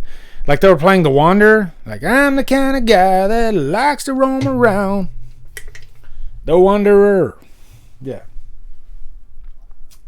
I dig that music. It's cool. It's good music. Chris says, I do like seeing Loomis buying the gun, but come on, Loomis should have had a gun long before this, just in case. I agree. I completely agree. Heightens my sense of security. I was listening to Rob Zombie preparing for this. Nice. I do love Rob Zombie's music. And I really like his the White Zombie. When he did White Zombie, I like that music too, actually. I mean, it sounds similar, very similar, obviously because it's Rob Zombie singing. But one thing I love about Rob Zombie is that he always infuses horror quotes in a lot of his songs, like "Use my body to keep you alive," which I still to this day don't know what movie that's from, but That's what's cool is like he like piques your interest in music that you might not have, or movies that you might not have given a chance. So now, like, I'm like, oh, what is that movie from? Use My Body to Keep You Alive. And it makes me curious. I reviewed Spider Baby not too long ago, which was Sid Haig. And after watching that, I came to the conclusion that Rob Zombie was highly influenced by that movie with the Firefly family. He had to be. I mean, A, Sid Haig is in the freaking movie. But B, it's just like a freaking demented family that kills people. That Firefly family. And C, Rob Zombie has a song called Spider Baby. So there you go. Now we're seeing the Dee Wallace kill. And again, this is Rob Zombie trying to make his kills feel like an actual homicide. Like you would hear something like this on the evening news. This woman was killed in her house, and they would describe how she was killed or whatever. Or especially on those like forensics type shows. This is the type of stuff that you would hear about on those type shows. That's what Rob Zombie was going for in his violent scenes. He wasn't like a gimmick, or he isn't like a gimmick type of guy. So Holly says, I have that movie in my list. Oh, Spider Baby?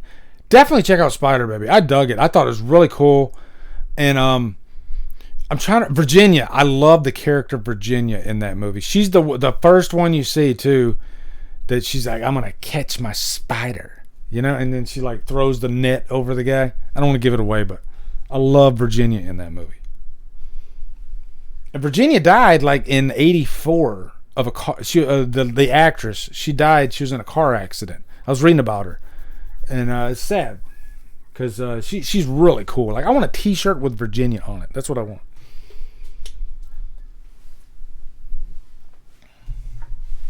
Now, the kid that played young Tommy Doyle, he went on to... I mean, he's doing a lot of movies these days and TV. Like, he was in Santa Clarita Diet. He's one of the kids in that.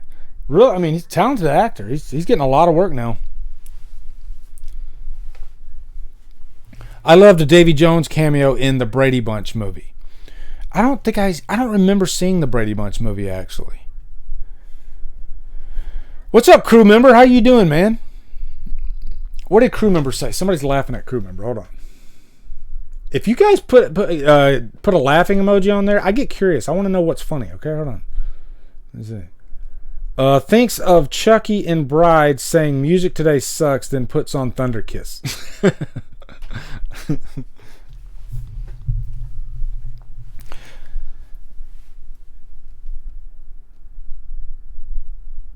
That's a creepy... This little redhead girl, man, she came to work. Denise, thank you very much. Have a good night. Yeah, that scream when she's like sees Myers in the window. Oh my God, I'll never forget that scream. Yeah, I love this version of Lindsay Wallace. She's so cocky.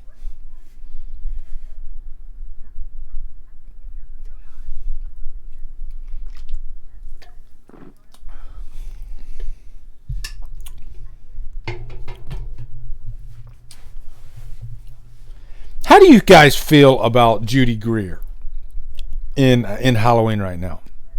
Because I'm still, and I always freaking pour gasoline on the fire when I start talking about this.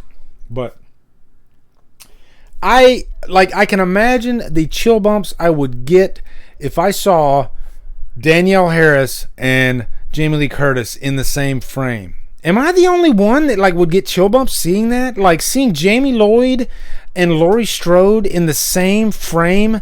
Like, I want to know what that conversation would be like. I mean, these are two characters that they're like Halloween royalty. I can't believe that David Gordon Green and company did not take advantage of that possibility. It makes me wonder if Jamie Lee Curtis had something to do with it, though. I don't know. She might not have, but I mean, I just feel like there's a chip on Jamie Lee Curtis's shoulder when it comes to I don't want to say Danielle Harris, but maybe just 4, 5, and 6. Like, she really does not like those movies or something, and so she doesn't want to have anything to do with any of the characters. Yeah, Judy. The only thing I liked about Judy Greer was the gotcha scene. That was a great scene. Don't get me wrong. Loved that scene. But outside of that, man, I would have just loved to see Jamie Lloyd and Laurie Strode have a conversation about their past. Oh my God. Even though their past doesn't exist in Halloween 2018. So, of course, that's probably why I'm talking myself out of it. But you know what? It's a freaking sequel that disregards a franchise that has freaking 9 other movies. So would people really even care? You know, because the continuity of the Halloween franchise is the worst continuity of any franchise historically. I mean, am I wrong? Maybe Texas Chainsaw Massacre, which is really kind of all over the place, but yeah, it just drives me crazy. I mean, the opportunity was right there. Danielle Harris would be, I mean, if she literally publicly stated she would love to do it. So, I bet Jamie Lee Curtis has never seen any of the other films. You could be right, Beth. You very well could be right. Because a lot of actors, anyway, they don't like to watch even their own films, much less other movies in the franchise. So, I don't know. But there seems to be a stain on those films. Like when you compare Halloween 1 and 2, like Halloween 1 and 2 feel like they're on a different team than Halloween 4, 5, and 6. Like Halloween 1, 2, and H2O, you can throw that in there too. Doesn't it feel like 2 different teams? You know, like A team and B team or something like that, and those 2 teams don't like each other. I don't know. I mean, you have the same producers on a lot of those movies, but certain key players in those movies, it's like they don't want to bleed over into each other or something. I'm just thinking out loud, okay? George says, I think that's because it's a different timeline. Lori probably married a different person and had a different daughter. Yeah, I mean, this is just my like freaking fantasy wish list. That's all this is. A Karen. Yeah, thank you very much. Did you? I read something that like there hasn't been a female child named Karen since December of last year, which I find that hilarious. I don't know how factual that data is, but I like to think it's true.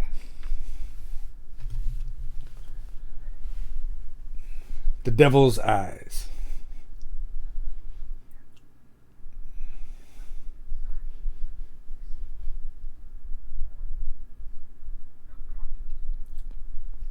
Yeah, so like in this version of the movie, Loomis, he wrote a book, and that's something that wasn't in the original series, and you could almost see like Rob Zombie's wheels spinning because I'm writing my own version of this movie, so just to make it even more different, let's say that Donald Pleasance wrote a book based on his experience with Myers, and that's believable. You know, you could see a doctor do that, that's overseeing such a high profile case, Michael Myers.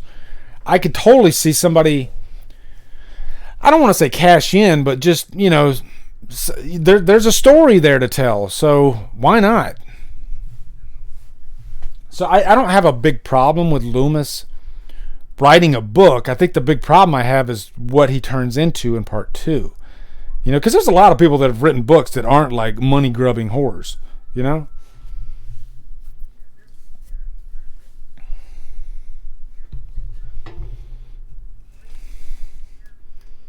Set design. See, guys? Look, the camera's panning in the aftermath of Dee Wallace's death, and you just see all this freaking set design, all this stuff in the background. Rob Zombie's great at set design.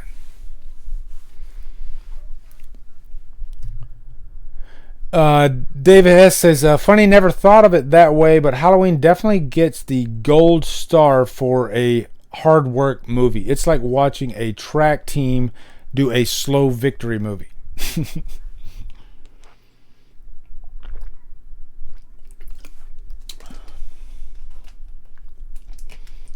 So the movie that they're watching little Tommy Doyle and Lindsay Wallace, they're watching The Thing. So they're doing the same movie that they did in Carpenter's movie. It would have been cool if they were watching Carpenter's The Thing. That would have been kind of a cool thing, you know? What's up, Matt? How you doing? Fatchies, horror movies, and more. Check out his channel, guys. Okay? He's a newish YouTuber. He's going through his Halloween reviews right now, I think. When Michael killed Lori's dad, I jumped. Yeah, I didn't even mention that. But yeah, just boom, out of the blue, he just knifes him right in the face.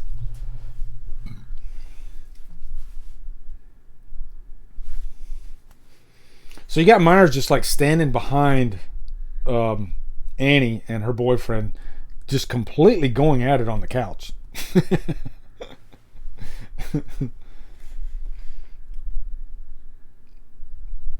This is what makes it like, is Myers a pervert? I don't know. Erica says, I like to imagine Jamie Lloyd and Lori and Jimmy's child. Yeah, I kind of see it that way too.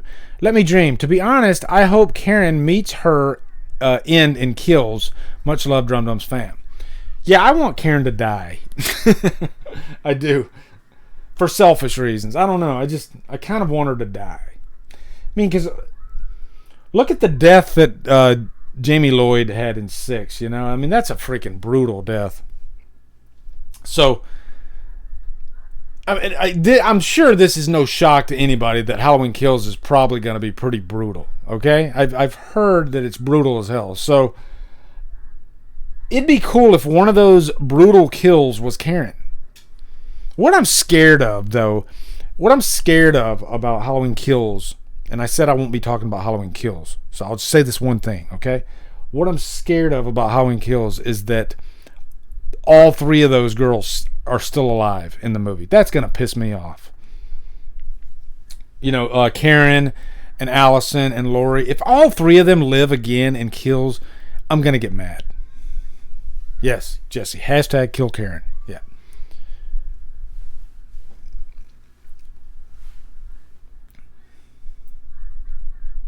Yeah, he's taking his time on Annie. He's taking his time on her, just dragging her into the kitchen. See, another thing that people debate about is the timeline for this movie too, by the way. Because it starts off, you could gamble that it starts off being in the 70s.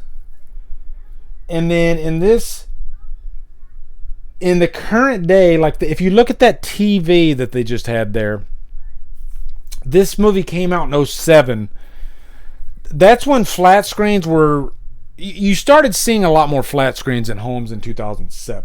But that TV looks like a 2000s era TV. So he never really states what year this takes place in. I guess you could kind of tell by the cars too.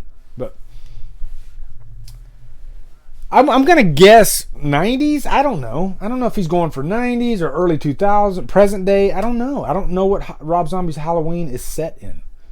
I don't know if it's set in present day. It could be.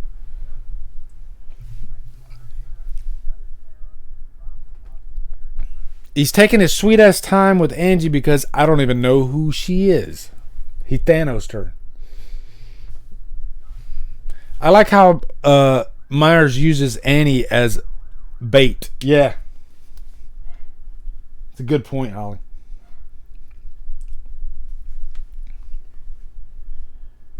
Now, we got a scene. Yeah, this scene right here is very reminiscent of Carpenter's. You know, with the camera at that, like the angle of the house and just backing up. Iconic shot. This was filmed in Pasadena, by the way. Jason, thank you, brother. He says from one small channel showing love to one inspiring brother. Thanks, brother.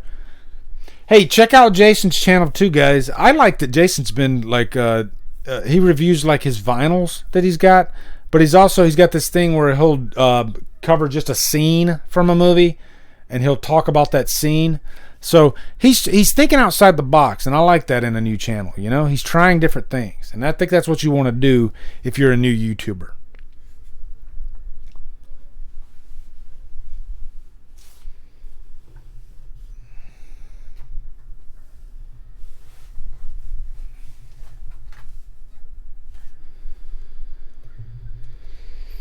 DTN2, take care, man. Take care.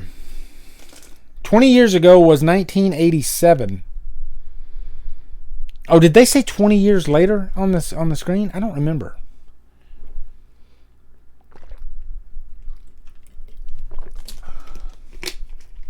I think he did that on purpose, though, you know? George Hellman says mid to late 90s, since the opening would be 78 to 8 or 81 at the latest. They screwed that up in 2 by making it look modern day. Yeah, they did. Which, funny enough, 2 is filmed in 16 millimeter, so it's like they were going for an older look in part 2.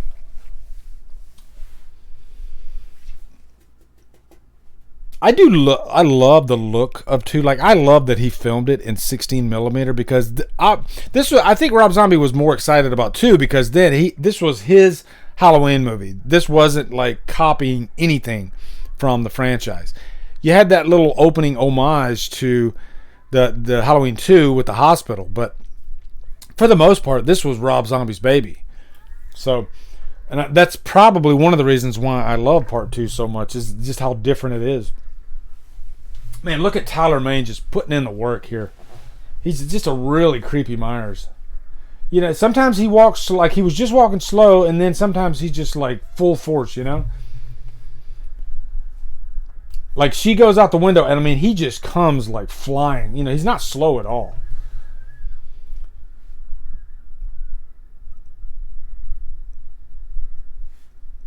Can you imagine something that big chasing you? Jesus, man. That would be creepy. And we're about to get into what might be the longest final act in the entire franchise. Correct me if I'm wrong, guys. Correct me if I'm wrong. Beth is a 2 fan, just like me. Yeah, I think she's talking about Halloween 2. Yeah, I'm a big fan of Rob Zombie's Halloween 2.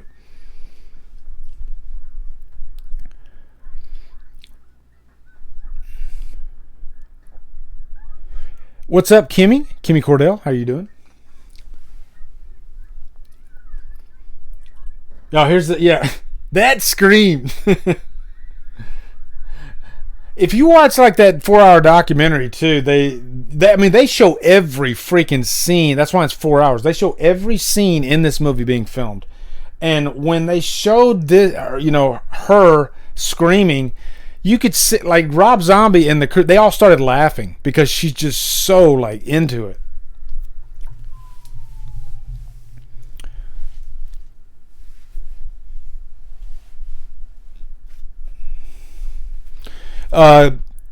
Matt says, thanks, Chris, again, loving the support. Us B-level YouTubers are doing great things. I don't like to call you guys B-level. You're just starting out.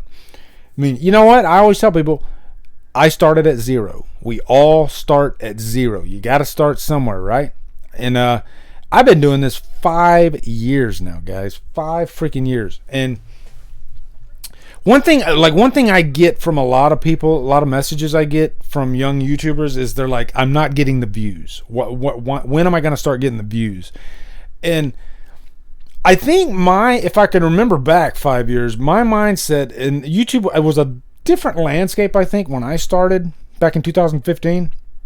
There was definitely less horror channels out there, but I started because I wanted to conquer a fear. I had this fear of like public speaking, and I wasn't really even thinking, like, I don't even think I even like fathomed what big views were. Man, I'm being completely honest with you. When I started doing it, I kind of wanted to just do it, just to do it and say, oh my God, I just published my first, like when I published my first movie review, and I'm sure you guys can relate to this, I was on cloud 9. I was like, oh my God, I did it. It's out there. As horrible as it is, I put out a review and I felt like it was just something like worth celebrating. I was so proud of myself that I actually was able to get through a movie review because I never thought I'd be able to do that. And so then I kind of got like, what's the word I'm looking for? I got the bug, I felt like, okay, I want to do this again and again. And I swear to God, like I wasn't even thinking about views for probably like the first month. I was just thinking about, you know what? I'm having fun. I'm putting out content, and really the biggest thing is the community. I met so many friends when I first started, and we were just all like, I remember Durant Cinema, who's still doing it today. And me and Durant he was, I think, my first real big YouTube friend. And we would just, bullshit with each other, and kind of like you guys meet each other, you bullshit with each other. That's pretty much what me and Durant were. We were just bullshitting with each other and having fun. And we weren't even like talking about any views that we got or anything.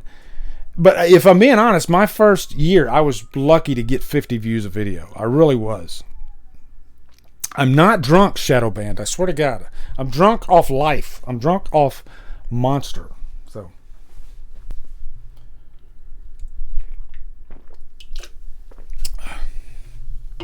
Okay, so we got Loomis and Brackett showing up.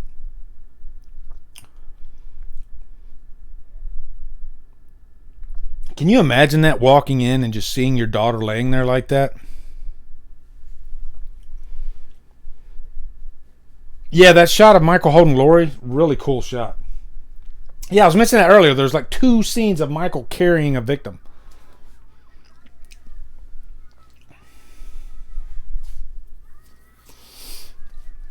But yeah, like I was saying, I think this is the longest final act in the entire franchise. Am I wrong?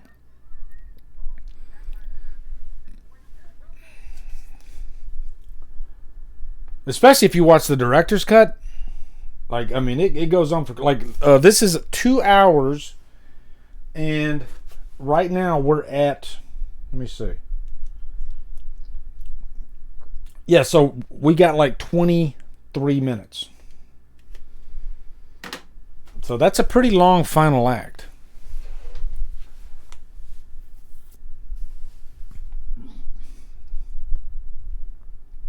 Now, I'm thinking out loud here, but I think this might have the most nudity out of the entire franchise too. Am I wrong? I can't think of any other movie that has this much nudity in the franchise.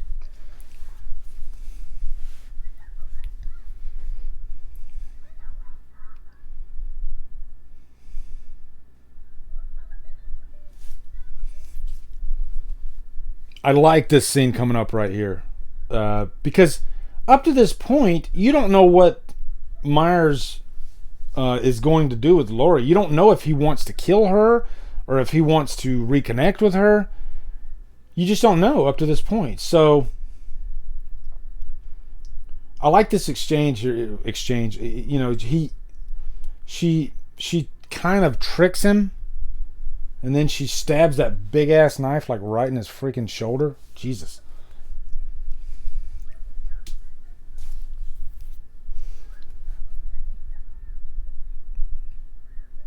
Now this is a mask that didn't have the black stockings in the eyes, but for some reason it still worked very well. Jesse.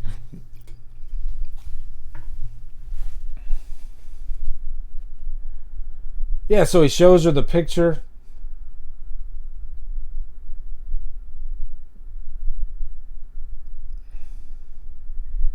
She's like, nope. Brackett finding Annie in Halloween 07 is somewhat emotional. In Halloween 09, it's heartbreaking. Very true, Chris. Very true. I think he wanted to reconnect, but when she stabbed him, then he wanted to kill her. Yeah, I think you're right. That's a safe bet.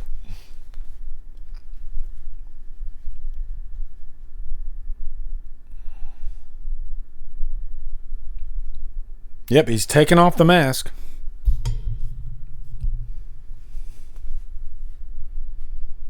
Again, long hair. Rob Zombie, what is the deal?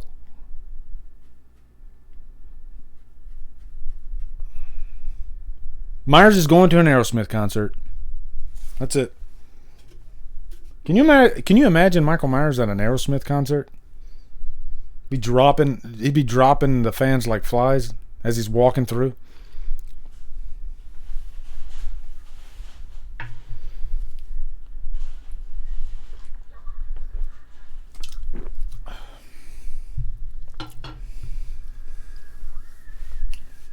And the screaming has begun.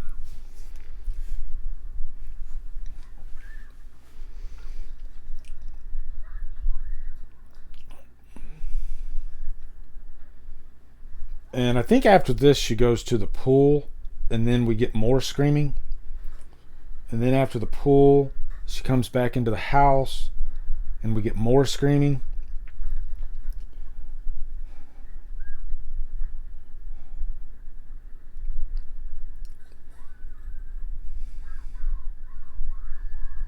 Oh no, she hasn't even gotten to Loomis yet. That's right.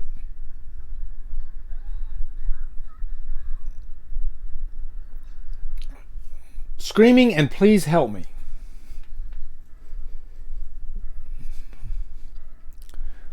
Does anyone think Tyler Maine is a dreamboat?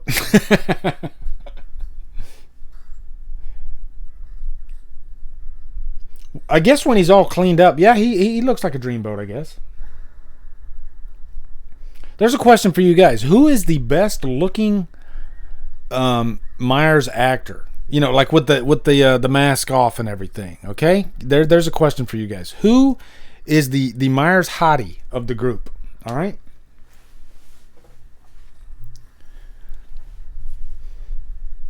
I'm gonna go with Tony Moran. I think Tony Moran's got this title. If I'm being honest, even though Tony Moran's only in the one scene in the first movie. Tyler Maine in a silverback gorilla.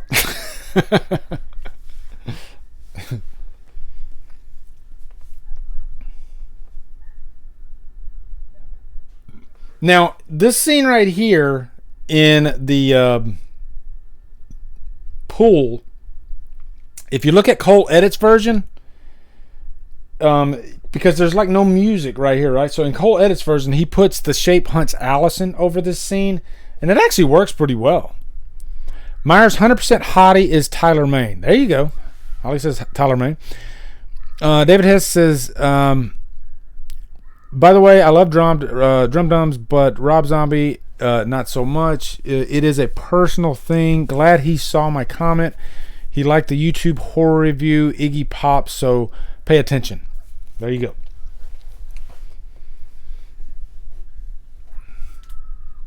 And this was just like, this scene right here was something that Rob Zombie came up with when he was doing location scouting, and he was looking for houses, and he's found this house, and he noticed that it had an empty pool in the back, and he was like, oh my god, this will be great. We can do a scene right here in this pool.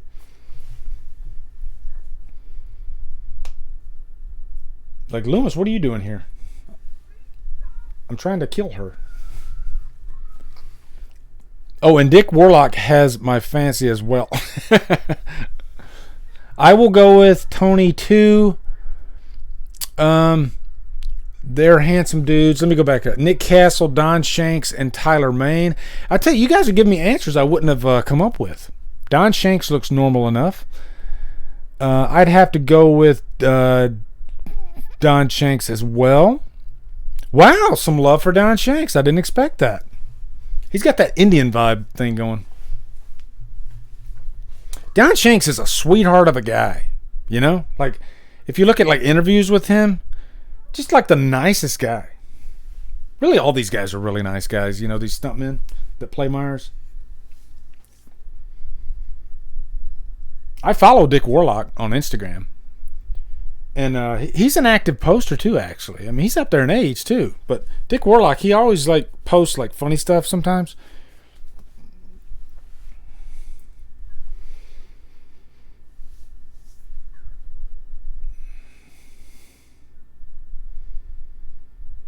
So Myers just got plugged full of holes. He's laying face down in the pool. But we all know he's going to get up. He's just getting this shit started. Perfect Michael Myers would be Donald Trump. Michael Myers is a killer shark.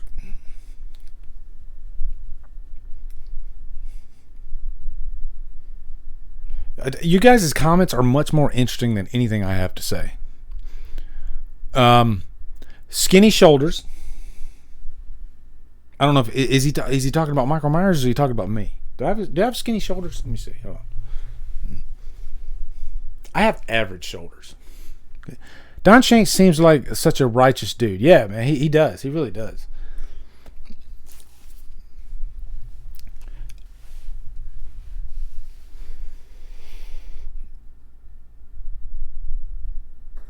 Oh, yeah, he just busted through the window.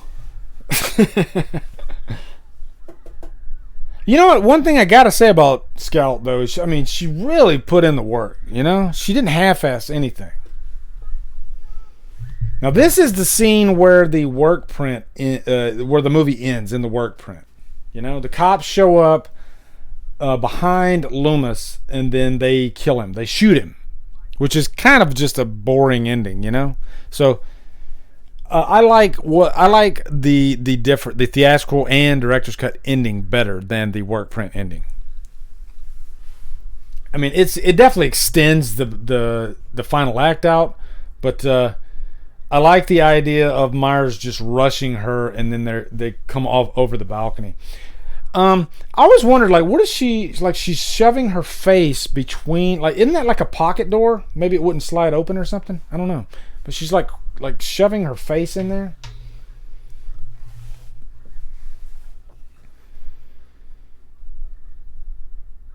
Now these are actually reshoots. This whole sequence right here, because the Workprint was his intended ending, and then the Weinsteins, I think it was Harvey. You girls all love him, Harvey Weinstein, but I think it was Harvey Weinstein who told Rob Zombie, it's not finished. You need to add something else to this. I mean, you can, like, there's an interview with Joe Rogan.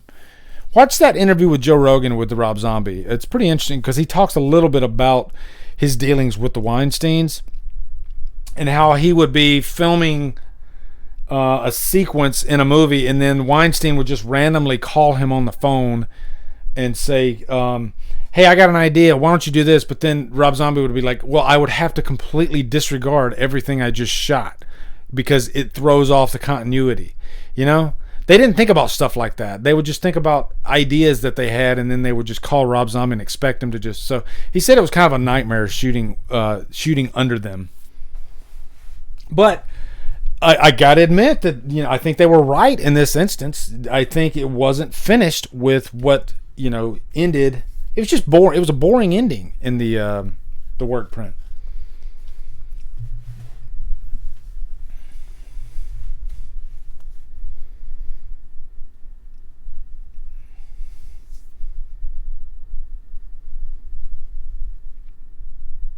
One thing I'm note too with the Rob Zombie movies, the 1 and 2, is you'll notice that the aspect ratio is different. Like this one is in 2:35. And the other one is full screen. It's 1:85.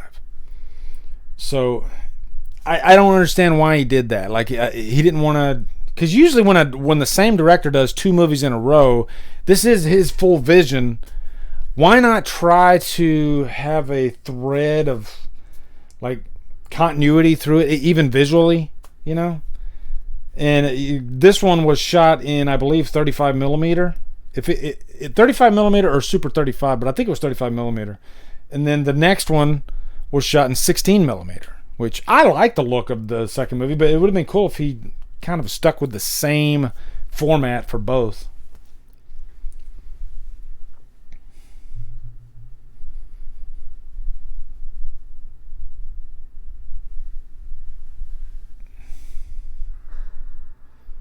So Myers is just doing a lot of kicking and punching right now.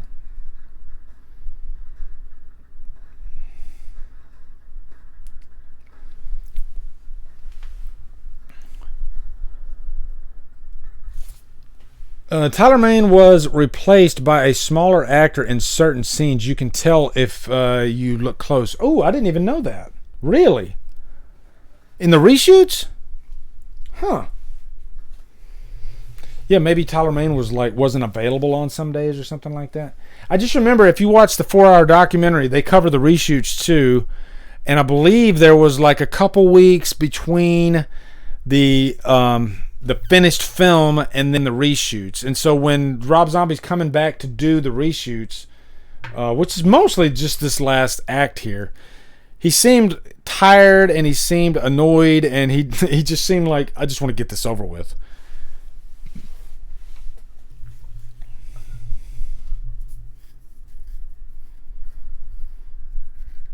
Yeah, I think this was the only thing. I'm trying to think if there's anything else in the movie that was shot during. Because sometimes in reshoots they'll add scenes too, like they did in The Fog. The Fog is famous for its reshoots. You know, it was a watered down type of ghost story originally, and then Carpenter came in and he added a lot of those kills and the insert shots. You know, the knife going, the insertion shots, all that stuff. You know, just to spruce up the horror.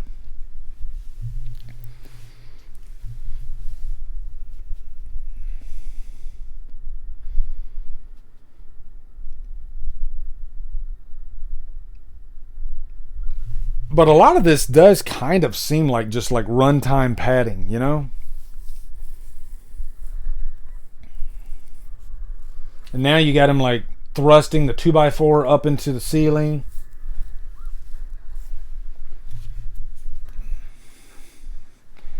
Which is another good reason to watch Cole Edit's version, because it does strip this down just a bit.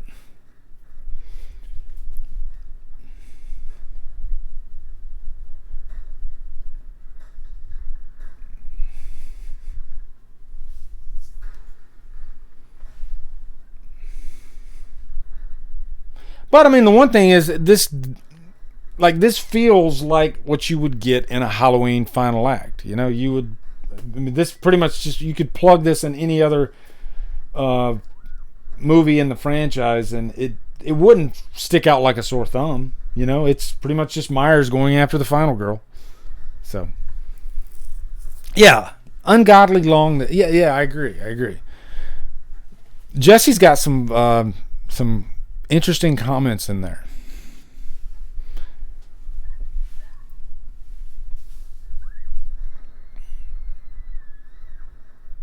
Yep, so she just fell through. I think we're about at the... Yeah, because she's about to get up with the gun, and then Myers is going to... Now, interesting story, again, referencing the 4-hour Michael Lives documentary. When he charges her, there's a stunt actress, obviously, because Scout Taylor Compton did not fall off that balcony. There was a stunt actress that came in to do that. And there's all these boxes down below, like this... I want to say like 6 feet high of just boxes. And I guess when she fell, she hit something in the middle and she ended up hitting the ground like really hard.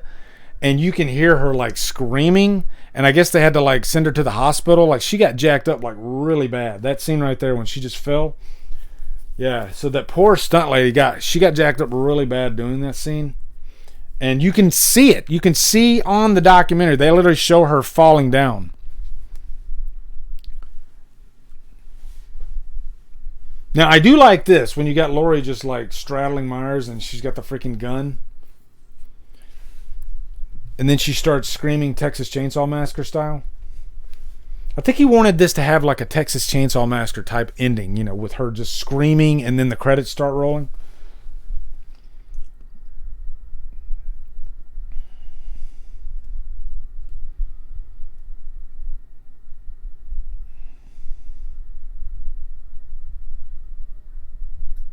Always forget that the house that she's in front of is the house that was at the beginning of the movie, you know? Just because this half of the movie just feels so different than the first half of the movie.